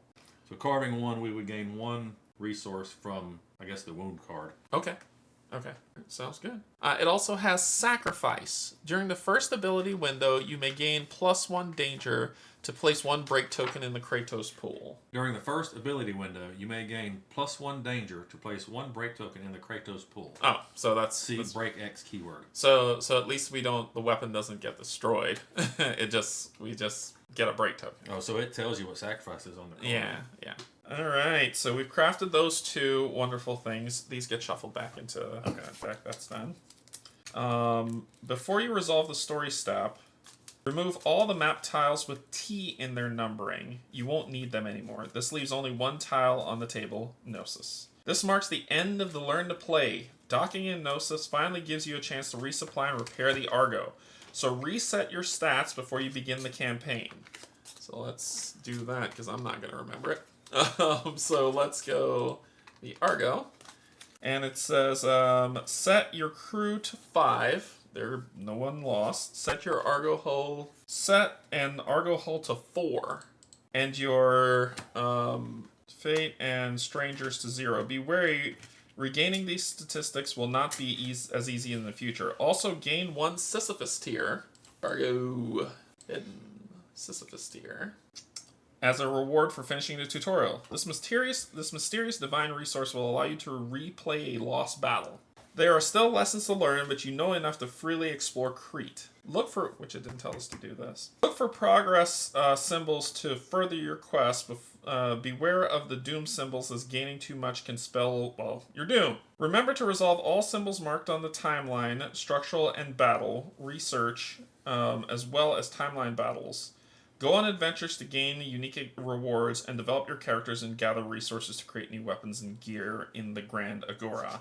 Ready. Read the special Cycle 1 rules in Cycle 1 Truth or Rab storybook. Then proceed to 001 in the main story. Your Odyssey has begun. So we got through that was the tutorial.